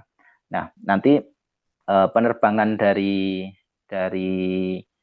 Madinah, dari Jeddah, karena ini perjalanan dari Madinah ke Jeddah ini cukup panjang sehingga nanti mohon diperhatikan jam berapa kita minta untuk kumpul, karena di sini rutenya berikutnya dengan maskapai penerbangan Singapore Airlines dari Jeddah ke Singapura itu sekitar jam 12.55. Berarti kita harus pagi berangkatnya, sangat pagi ini nanti. Jadi kita tunggu informasi di grup, walaupun insya Allah nanti update ini akan kita beri informasi di setiap harinya, akan kita update insya Allah gitu ya. Nah, itu perjalanan dari Jeddah ke Singapura, kemudian insya Allah kita landing di Jakarta di hari Rabunya. Sampai di Indonesia insya Allah jam 16.05. Ya, ini untuk jadwal. Mbak Putri, mungkin ada tambahan, ada yang mungkin saya terlupa sebelum kita masuk ke sesi tanya jawab. Ya, halo Bapak Ibu. Oke, kalau untuk makan di Mekah Madinah nggak perlu khawatir ya, terutama yang di Hotel Mekahnya ya, Mas Ali ya. Mungkin kemarin Mas Ali bawa grup itu di daerah Misfalah hotelnya Mas Ali ya. Nah, besok Betul. teman-teman Bapak Ibu itu hotelnya di Grand Almasa. Grand Almasa itu daerah Ajiat Bapak Ibu, itu nanti hotelnya bintang 4, jadi insya Allah sangat nyaman sekali. Gitu. Jadi nggak perlu khawatir pun kalau untuk ke hotel di Madinahnya nanti Bapak Ibu insya Allah dapat Concorde Al Madinah itu jalan kaki kurang lebih 5 menitan seperti itu, 5 sampai 7 menitan. Insya Allah aman sih Bapak Ibu. Oh ya, mungkin kaitannya sama ini Mas Ali ya, pas di pesawat ya nanti ke Bapak Ibu tidak usah khawatir kaitannya niatnya gimana untuk niat umrohnya. Oke, nanti insya Allah Mas Ali sebagai TL ataupun sebagai tour leader akan membantu Bapak Ibu semua. Beliau mungkin akan berkeliling satu-satu memastikan Bapak Ibu melafalkan niat umrohnya dengan baik dan dengan benar seperti itu. Pun nanti jangan lupa ya sebelum Bapak Ibu terbang, sebelum Bapak Ibu berangkat, jangan lupa untuk melaksanakan mandi ihram ya, Mas Ali ya. Ya, betul. Betul. Nah, mandi ihram nanti niat dan sebagainya, mungkin Mas Ali akan membantu menambahkan niat mandi ihramnya seperti apa gitu. Monggo Mas Ali. Kalau dari saya kayaknya tadi kurang lebih seperti itu ya. Ya, mandi ihram bagian dari sunnah. Kalau selama ini kan kalau jadwal yang teman-teman reguler biasanya kan Madinah dulu sehingga bisa mandi di hotel gitu. Nah, karena kita ini berangkat dulu dari Mekah, kalau memang nanti kita jeda transitnya longgar, maka insya Allah kita akan upayakan dengan diupayakan selain ganti pakaian ihram, kita juga mandi di toilet di bandara. Hanya saja kalau nanti tidak Ustadz, biasanya sih kalau itu mandinya dari rumah. Biasanya mandi. Boleh jelas. Kalau bab niat berangkat dari rumah mau sudah mandi dengan niat untuk safar umroh, justru itu sudah dilakukan di setiap kita mau berangkat ya. Artinya bahwa dari berangkat, apalagi karena kita Mekah dulu, maka mandi dulu. Tapi kalau kemarin kami ini Mbak Putri ada pas di Mumbai, kalau nggak salah itu kan jeda waktunya panjang banget. Hampir berapa jam itu jamaah kita minta untuk mandinya di bandara. Nah, karena ini kan besok mepet ya Mbak Putri ya. Mepet. Ini mepet 4 jam. Ini mepet banget. Jadi saran kami mandinya di rumah. Nanti di pas ihram cukup dengan diganti dengan berwudu.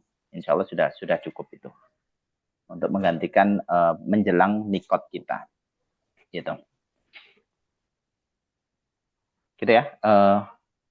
Untuk yang saya harus tekankan adalah kalau kita sudah berihram, mohon jamaah semua sudah tidak lagi menggunakan parfum, kemudian sabun dan seterusnya. Dan sehingga pertanyaan-pertanyaan tentang bagaimana kalau ihramnya yang masih wangi karena sebelumnya sudah kena sabun cuci atau bahkan sudah dikasih parfum sebelum mikot, maka itu nggak ada masalah. Itu nggak ada masalah. Tapi kalau sudah mikot, sudah baca niat, maka ada ketentuan-ketentuan yang tidak diperbolehkan dan itu harus dijaga. Khususnya para laki-laki nih. Kadang kondisinya gini, karena masih pakai jaket gitu kan, dia pakai jaket. Pas sudah mikot, dia baca niat tapi jaket nggak dilepas. Nah, itu nanti bisa kena kafarot, bisa kena dam. Damnya tidak harus langsung nyembelih kambing. Damnya ada banyak hal, mulai dari memberi makan dan seterusnya. Gitu ya. Tidak perlu khawatir sebenarnya tentang dam. Dam itu banyak pilihannya kok. Ada yang bahkan berpendapat bahwa cukup memberi makan tergantung kondisi kesalahan fatalnya seperti apa. Ya, gitu Mbak Putri. Kita langsung ke tanya jawab mungkin. Udah langsung Mas Ali, kita langsung ke tanya jawab ya Mas Ali ya. Untuk yang pertama tadi untuk gunting di kabin ya Pak Ustadz. Ya, gunting di bagasi. Benda tajam apapun itu di bagasi ya. Gunting kuku di koper bagasi. Ini sudah terjawab tadi Mas Ali ya. Terus Pak Ustadz, kemarin teman saya baru kembali dari Mekah, sedang panas suhunya di atas 40 derajat. Mohon infonya kembali. Oke. Ini saya bantu izin jawab ya Mas Ali ya. Monggo Mbak Putri. Info terkini insya Allah tidak ya mungkin 3840 ya, tidak terlalu panas. Karena untuk Januari, Februari itu sudah masuk ke musim dingin, insya Allah sejuk gitu. Terus ini dari Salma NH berarti 26 inci nggak bisa. Bisa. Ini yang tadi Mas Ali jawab ya Mas Ali ya? Ya, betul. Jadi Ini tidak harus 26.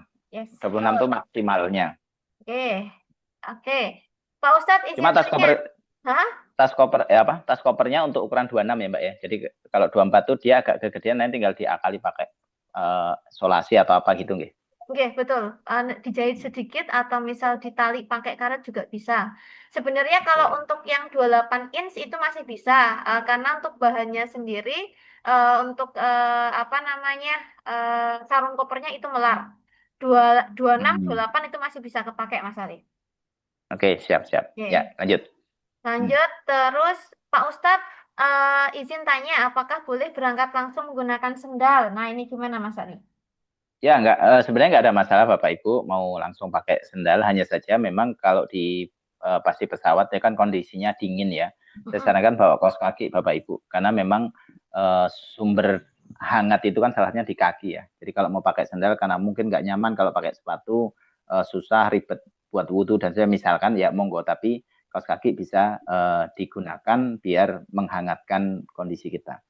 Sebenarnya ada ilmu fikih lagi yang Bapak Ibu mungkin saya tidak tahu ini lazim atau tidak ya di teman-teman semua, yaitu pada kondisi gini, kita tuh kalau mau safar, ini sekali lagi fikih yang kami pahami, untuk laki-laki ya, untuk laki-laki, termasuk juga nanti untuk perempuan juga berlaku.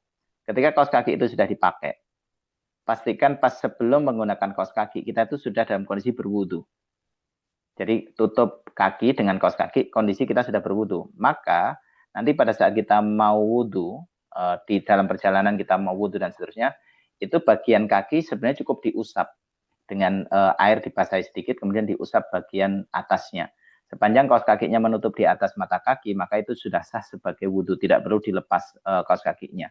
Tentu ini sekali lagi sesuatu yang saya nggak tahu ini banyak diketahui nggak oleh teman-teman, tapi sebenarnya itu punya kaidah mempermudah safar kita sampai 3 hari sebenarnya untuk bisa menggunakan fikih tersebut. Maka kalau yang mau pakai sandal karena misalkan saya kalau pakai sepatu ribet, maka sebenarnya ribetnya di wudhu itu cukup diusap bagian atas.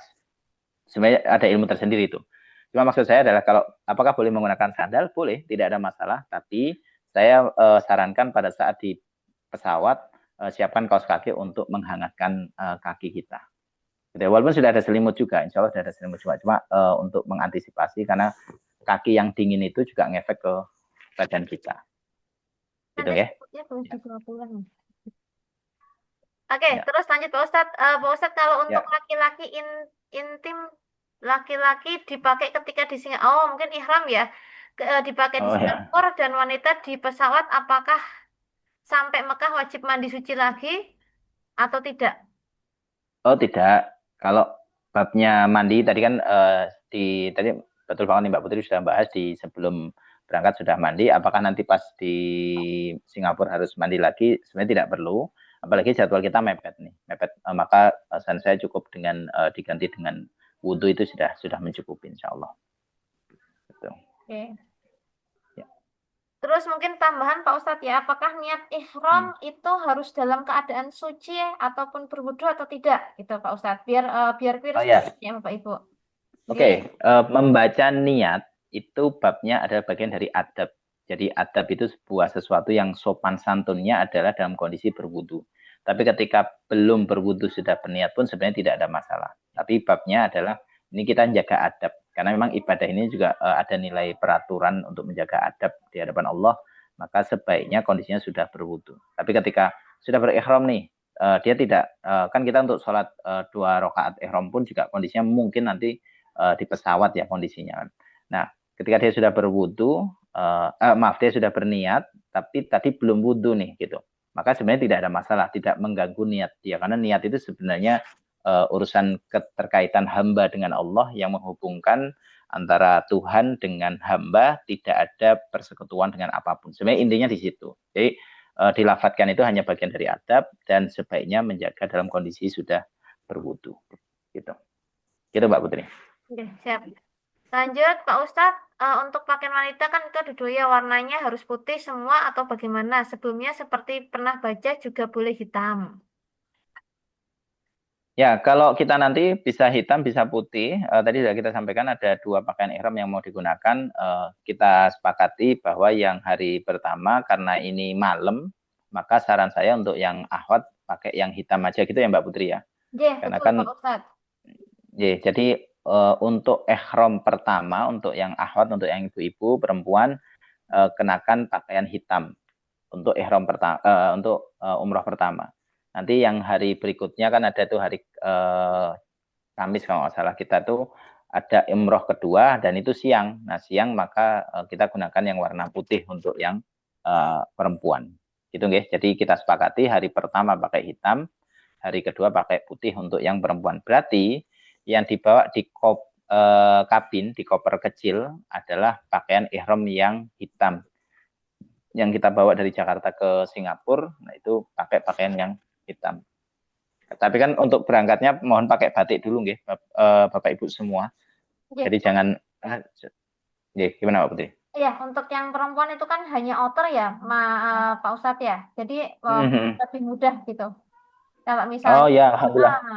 jadi outer kalau untuk yang seragam perempuannya itu outer. Jadi nanti kalau misal ibu-ibu ya khususnya ya.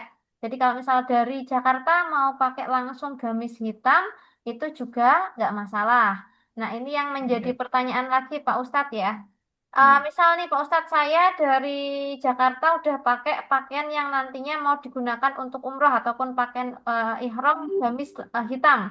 Tapi ternyata saya ke kamar mandi misal ya, ke kamar mandi di pesawat dan sebagainya dan saya rasa akhirnya kurang suci gitu. Nah, ketika di Mekah nanti ganti pakaian boleh atau enggak?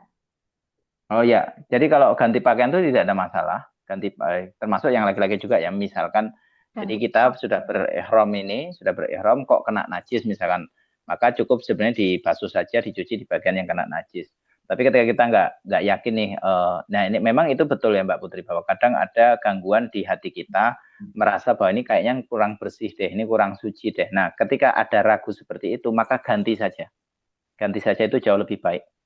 Kalau laki-laki kan terbatas di urusan pakaian ini ya, ihramnya. Maka laki-laki cukup dia dicuci saja. Kalau mau ganti ya harus dipastikan bahwa dia punya cadangan ihram. Tapi kalau memang tidak punya sudah cukup dicuci. Berarti ilmunya gini, untuk laki-laki pastikan saja bahwa tidak ada najis di pakaian kita walaupun seolah-olah kayak kesannya kotor gitu. Karena kotor itu belum tentu najis. Adapun untuk perempuan, ketika dia punya pakaian cadangan dan dia ragu bahwa ini kayaknya najis atau enggak, maka ganti saja. Karena memang itu godaan syaitan untuk membuat kita ragu dengan ibadah kita. Jadi jangan sampai kita beribadah dalam keadaan ragu. Adapun laki-laki karena kain ihramnya terbatas, sudah pastikan aja bahwa ini enggak najis. Kalaupun tadi ada yang kena najis, sudah dibasuh aja pakai air secukupnya, sepanjang tidak ada bekas dan aromanya itu sudah suci. Adapun perempuan, misal dia ragu dengan ini kayaknya ini dan sebagainya, ganti aja langsung. Pakainya ganti sehingga ibadah kita dalam kondisi punya kemantapan dan keyakinan yang kuat di ibadah kita. Itu Mbak Putri yang kami pahami. Allah alam bisawab. Ya, kita lanjutkan. Terus, Ustadz, kalau sholat di Masjidil Haram harus pakai ihram kah? Lalu lihat di Itin ada umroh kedua dan tawaf wada apa? Tawaf wada pakai ihram juga. Tadi Oh ya, betul. jelaskan.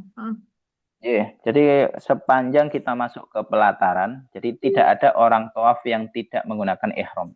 Untuk yang laki-laki ya.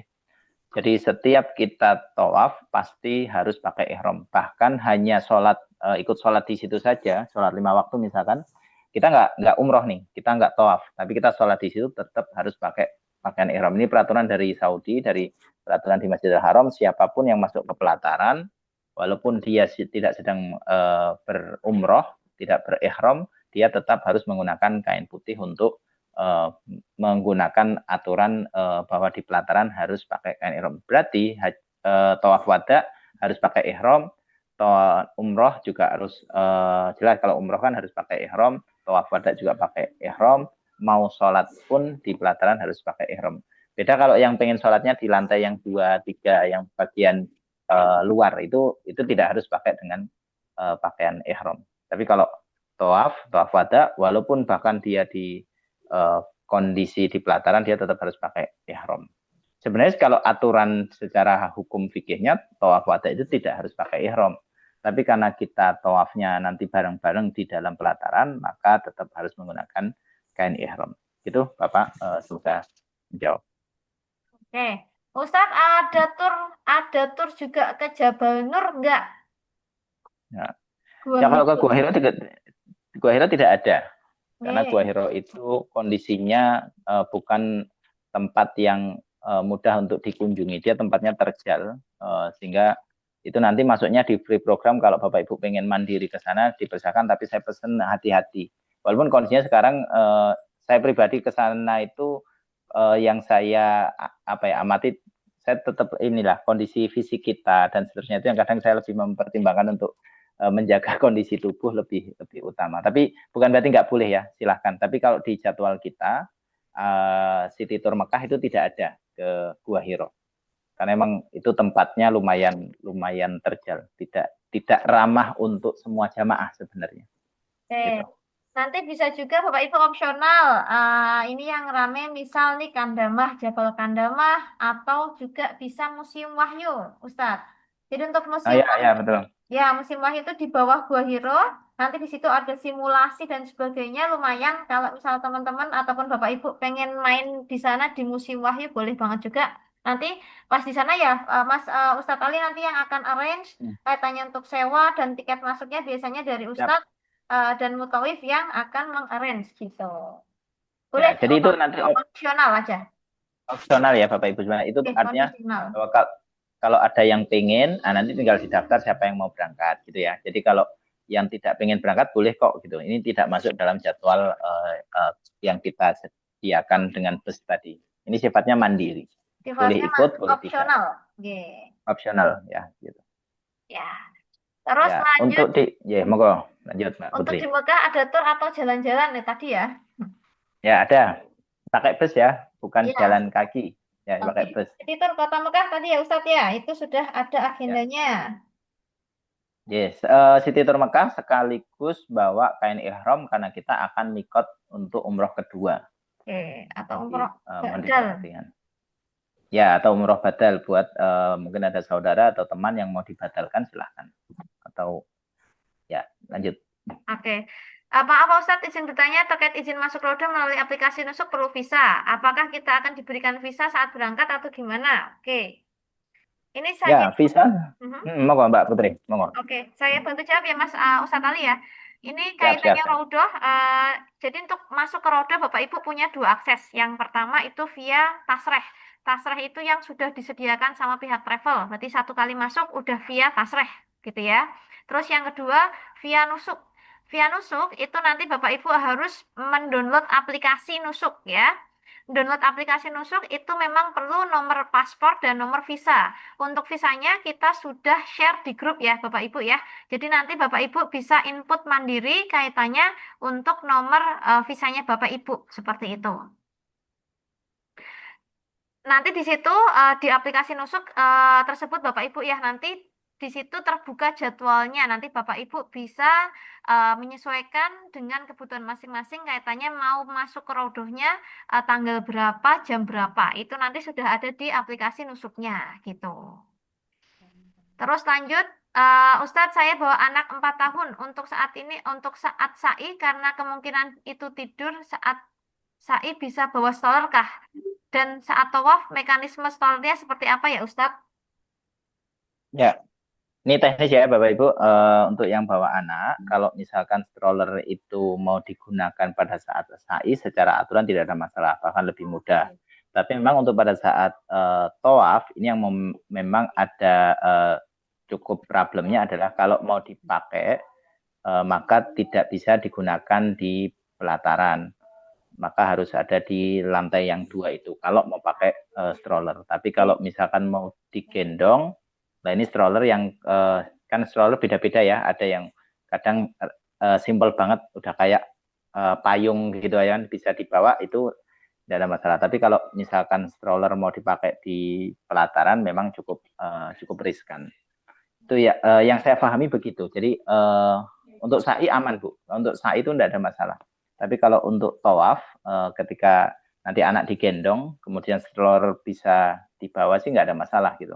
Tapi kalau kemudian yang jelas di pelataran stroller setahu saya tidak bisa digunakan, setahu saya, karena memang kondisinya padat banget dan itu stroller dan kursi roda disediakan di pelataran atas. Setahu saya begitu. Gitu ya Mbak Putri ya? Iya, betul Mas Ali, Ustadz Ali. Jadi untuk stroller, kursi roda itu tidak bisa digunakan di pelataran. Kaitannya sama penitipan ya. Ini mungkin berkaitan sama penitipan stroller. Jadi untuk di Masjidil Haram itu penitipan stroller ada di dekat WC 1. Jadi ketika Bapak Ibu tawaf, misal ya sebelum masuk itu Bapak Ibu mau nitipin satu dulu harus ke WC 1 dulu. Dan sebenarnya ngelewatin ya, tapi nanti setelah tawafnya itu balik lagi ke WC 1 gitu. Jadi malah agak jauh gitu dari tempat Bapak Ibu selesai tawaf, karena selesai tawafnya itu kan di depan makom Ibrahim ya. Nanti sholat sunnah 2 rakaat dulu, baru nanti mau masuk ke bagian sa'i gitu. Jadi harus balik lagi ke WC 1. Kalau saran saya yang sudah kaitannya sama anak kecil itu nanti bisa digendong gitu. Ya. Gitu ya. Semoga menjawab. Ya, gitu. Berikutnya. Kak Nabila ya. Terus lanjut Kak, stroller kehitung berat kabin nggak? Oke. Jadi stroller Bapak Ibu, stroller kursi roda itu tidak memotong jatah bagasi. Bagasinya Bapak Ibu kan 25 kilo. Misal bawa stroller sama sama apa namanya kursi roda, nah 25 kilonya itu tetap gitu. Jadi nggak memotong jatah bagasinya Bapak Ibu semua. Untuk lanjut ya Ustadz ya, karena udah mau setengah jam Mbak Putri. Monggo lanjut Mbak Putri. Terus untuk jadwal pulang jemaah check-out hotel untuk pulang jam berapa ya Ustadz? Itin tidak tertera. Oke. Ya, kita monggo Mbak Putri. Oke. Siap. Saya bantu jawab ya Ustadz ya. Jadi untuk perjalanan dari Madinah ke Jeddah itu kurang lebih kan 5 sampai 6 jaman. Jadi ditarik mundur kurang lebih mungkin 7 sampai 8 jaman gitu. Kaitannya untuk waktu check out dari Madinah ke Jeddah. Memang tidak tertera jamnya ya. Tapi kan ini kita untuk apa namanya kurang lebih nanti pesawatnya 2245 kita harus sampai di Bandara Jeddah itu 4 jam sebelum karena international flight seperti itu. Terus ditambah lagi perjalanan dari Jeddah dari Madinah ke Jeddah itu kurang lebih 5 sampai 6 jaman seperti itu. Nanti untuk waktunya mungkin akan disampaikan Mas Ali ataupun Ustadz Ali itu saat kondisional di lapangan ya Ustadz ya? Ya, nanti insya Allah hari Senin, kan kita check out itu hari Selasa. Jadi hari Senin itu paling terlambat kami memberi informasi jam berapanya. Tapi insya Allah hari Ahad sudah mulai ada gambaran kita akan check out jam berapa. Karena kan nanti kami perlu diskusi dengan mutawif. Kira-kira kondisi perjalanan ini Bapak Ibu perlu tahu, ini bulan Rajab. Bulan Rajab itu biasanya jadi puncak umroh. Kalau haji kan puncaknya Dzulhijjah. Dari dulu Rajab itu biasanya menjadi high seasonnya umroh juga. Jadi artinya bahwa padatnya perjalanan kendaraan itu bisa kita lihat nanti situasional kondisional di hari Ahad. Insya Allah kami informasikan check outnya jam berapa kira-kira. Kami takutnya kalau kami informasikan sekarang, ternyata jadwal itu kita majukan untuk check out. Nanti saya khawatir teman-teman tahunya sesuai dengan meeting dulu jam segini kok gitu. Itu sehingga kami tidak cantumkan di situ supaya nanti di sana insya Allah kita update hari Ahad atau maksimal hari Senin sudah kita info insya Allah. Gitu ya. Ya, lanjut Mbak Putri. Pak Ustadz, umrah yang kedua kalau mau badal untuk orang tua yang masih hidup boleh kan ya? Siap, enggak boleh. Mau nggak Ustadz? Boleh tidak ada masalah. Badal umrah itu memang sebenarnya khilafiyah di berbagai macam ya. Artinya bahwa ada kondisi misal sebenarnya badal yang paling diutamakan adalah untuk mereka yang masih hidup tapi tidak bisa berangkat. Jadi kondisinya misal sudah sepuh, sudah tidak mungkin berangkat atau mungkin sakit yang menahun dan seterusnya, itu diprioritaskan untuk mereka. Adapun yang sudah meninggal itu memang ulama berbeda pendapat apakah perlu dibadalkan atau tidak, itu berbeda pendapat. Ada yang memperbolehkan dibadalkan, itu sesuatu yang bagian dari birrul walidin atau berbuat baik pada orang tua, itu tidak ada masalah. Jadi kalau yang masih hidup sebenarnya tidak ada masalah. Sebenarnya tidak ada masalah sepanjang sekali lagi kita lakukan itu atas dasar ilmu. Dan yang kami pahami itu diperbolehkan dalam kondisi terutama mereka orang tua yang sampai hari ini kondisinya sepertinya kok tidak mungkin bisa berangkat gitu. bukan Kalau hanya masalah sehat, kemampuan fisik. oh, Ya, kalau sehat gitu ya. gimana Mas Ustadz? Kalau Mas misal sehat Gimana? gitu, tetap boleh dibadalkan Mm-mm. atau nggak boleh? Ya, sebenarnya ulama berbeda pendapat ya, karena Heeh. beliaunya masih sehat, ada yang mengatakan tidak boleh gitu, karena memang kondisinya masih memungkinkan. Hanya saja masalah jadwalnya belum saja, tapi memang batal itu prioritasnya adalah untuk mereka yang kondisinya punya udzur syar'i. Jadi kondisi yang sudah renta, sudah tidak memungkinkan. Kalau ikut umroh malah jadi kasihan beliaunya, itu boleh dipertimbangkan menjadi udzur syar'i. Tapi yang Ana pahami sebenarnya boleh-boleh saja dalam kondisi memang memang tidak mampu dalam bab urusan, bisa jadi urusan harta, kesempatan waktu dan seterusnya. Tapi kalau sehat-sehat saja, maka sebaiknya tetap punya niatan untuk berangkat umroh. Karena itu insya Allah Allah berikan kesempatannya. Gitu ya, kalau untuk urusan yang masih hidup. Gitu. Oke, kita lanjutkan. Pak Ustadz, oke, sorry. Kalau kita berangkat dari Singapura jam 4 sore, sholat zuhur dan asarnya gimana? Dan begitu juga sholat maghrib dan isyaknya. Ya, di jamak kosor ya. Jadi nanti dimanapun posisi kita, misalkan kita berangkat itu kan sudah siang ya. Siang maka zuhur dan asarnya silakan sholat di dalam pesawat dengan jamak kosor, dan saya pribadi mengikuti pendapat yang boleh tayamum di pesawat. Jadi saya pribadi mengikuti pendapat yang boleh tayamum, bahkan sholatnya boleh di kursi. Karena setahu saya kayak Saudi Airlines itu dia menyediakan kayak musola gitu di bagian belakang, walaupun tidak semua pesawat ya. Tapi saya mengikuti pendapat yang diperbolehkan tayamum dan diperbolehkan sholat di kursi pesawat. Kenapa? Karena kami mengikuti pendapat ulama yang mengikuti hadis Nabi, dari pilihan yang ada untuk syariat Islam ini, ambillah yang mudah. Bukan kita mau memudah-mudahkan syariat, tapi memang ambillah yang mudah supaya syariat ini terasa rahmatnya, terasa kasih sayangnya untuk dilaksanakan, tidak mempersulit kita. Gitu nggih. Jadi bisa sholat duhur dan asarnya di pesawat, adapun maghrib dan isyaknya umpama di tempat transit silahkan. Misalkan tidak memungkinkan, nanti pas lagi di pesawat lagi baru bisa sholat dan seterusnya, tidak ada masalah insya Allah. Gitu ya. Jadi zuhur dan asar jamak kosor 2 rakaat. Jadi 2 rakaat salam 2 rakaat. Adapun maghrib dia tidak bisa dikosor, maka maghrib tetap 3 rakaat dan isya menjadi 2 rakaat. Gitu. Wallahu a'lam bishawab. Ya, kita lanjutkan. Umroh kedua pakai hitam lagi boleh nggak Ustadz? Ya, sebenarnya gini Ibu, bahwa kenapa kita jadwalkan hitam dan putih untuk memudahkan kita dalam mengarrange, memanage kelompok kita, grup kita. Tapi kalau misalkan secara syariatnya tidak ada ketentuan, jadi tidak, ini hanya lebih ke teknis kita untuk mempermudah kita dalam ini.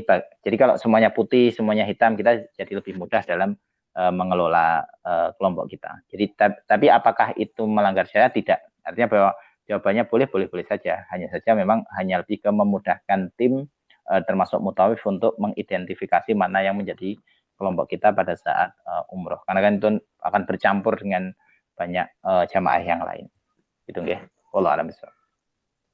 Kak izin kalau mau nanti yang berapa orang yang mau ke Kandama bisa ya Pak Ustadz? Bisa, insya Allah bisa nih. Bisa, Saya insya Allah bisa. bisa. Mhm. Iya. Ada titip sholat kalau nggak salah di Ustadz. Ada titip sholat kalau nggak salah ya Ustadz. Ya, ada tadi yang Mbak Putri sudah sampaikan, ada tempat penitipan. Hanya saja memang areanya dengan tempat kita selesai tawaf itu muternya agak jauh. Jadi pas masuk memang iya bisa dititipin di situ.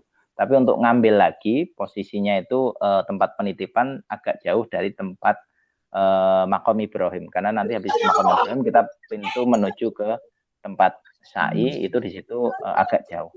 Jadi stroller kalau memang memungkinkan ya mau dipakai di lantai atas, pelataran atas, atau lebih baik digendong adik kita. Nanti kalaupun memang nggak sudah kecapean, mungkin saran teknis berikutnya untuk misalkan ada lebih mudah adalah memang sewa kursi roda ya Mbak Putri ya di tempat sa'inya itu. Ya. Terakhir ini Mbak Putri untuk install aplikasi Nusuk. Ini saya yang membaca, Mbak Putri yang jawab ini kan. Untuk aplikasi Nusuk diinstal masing-masing atau bisa diinstal satu orang, tapi bisa disubmit berapa orang jadwal masuknya. Monggo Mbak Putri. Mic-nya Mbak Putri, nyun sewu, ngapunten. Mic-nya di-on kan. Oke, Ya. jadi Bapak Ibu untuk Oke, jadi Bapak Ibu untuk install aplikasi Nusuk itu satu orang satu aplikasi, nggak boleh, nggak bisa, sepertinya nggak bisa misal karena di aplikasi Nusuk itu harus memasukkan nomor paspor dan nomor visa. Jadi satu orang satu aplikasi Nusuk seperti itu. Nanti Bapak Ibu bisa mulai nyoba-nyoba download aplikasi Nusuk seperti itu. Kalau misal memang mau coba menggunakan Nusuk gitu. Itu Mas Ali, satu aplikasi untuk satu orang. Nanti kalau misal memang Bapak Ibu di sana dilalah, soalnya apa namanya untuk di Makkah ataupun di Madinah ini lagi kredit-kreditnya ya Bapak Ibu ya. Jadi memang sangat saat ini sedang sangat kredit.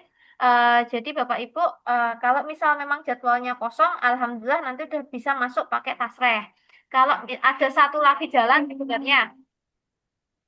Jadi kalau misal memang Bapak Ibu tadi nantinya dicek apa namanya aplikasinya ataupun tanggalnya penuh, tanggalnya bisa masuk itu biasanya ditandai dengan warna hijau. Tapi kalau misal memang tandanya penuh, itu nanti ada yang namanya fast track itu buka per 20 menit sekali. Nanti Bapak Ibu bisa nyoba di situ gitu untuk yang fast tracknya gitu.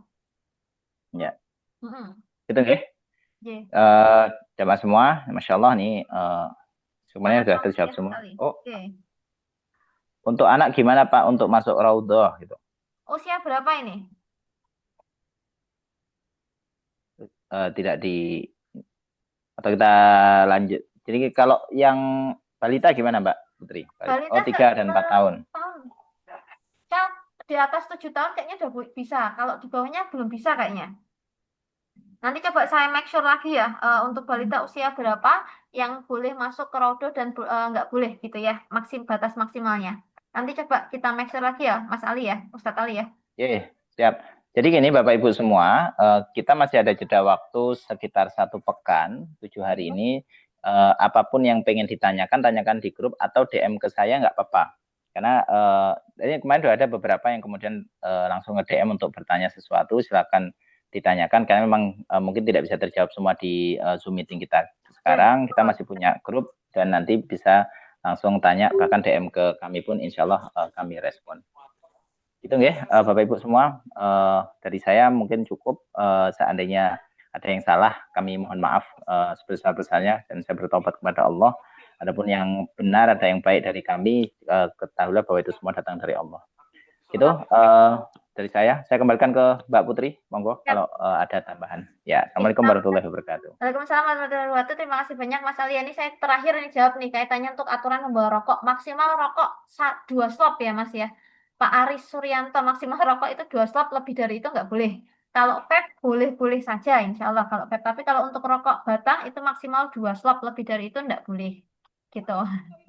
Oke, mungkin kaitannya sama yang anak kecil ya, ada yang 4 tahun, ada yang 3 tahun. Nanti saya konfirmasi kembali untuk aturan terbaru masuk raudhah, apakah diizinkan atau tidak. Soalnya kayak kalau bayi tasrah itu biasanya 10 tahun ada yang dapat, ada yang enggak, seperti itu. Nanti saya make sure kembali, nanti akan saya informasikan di grup Bapak Ibu ya. Mengingat waktunya sekarang sudah pukul berapa ini Mas Ali? 17.36 ya. Kita akhiri nanti untuk rekaman Zoom-nya insya Allah akan saya bantu share di grup. Nanti Bapak Ibu kalau mau yang refreshment boleh nanti buka rekamannya, saya akan bantu uploadkan di YouTube gitu ya.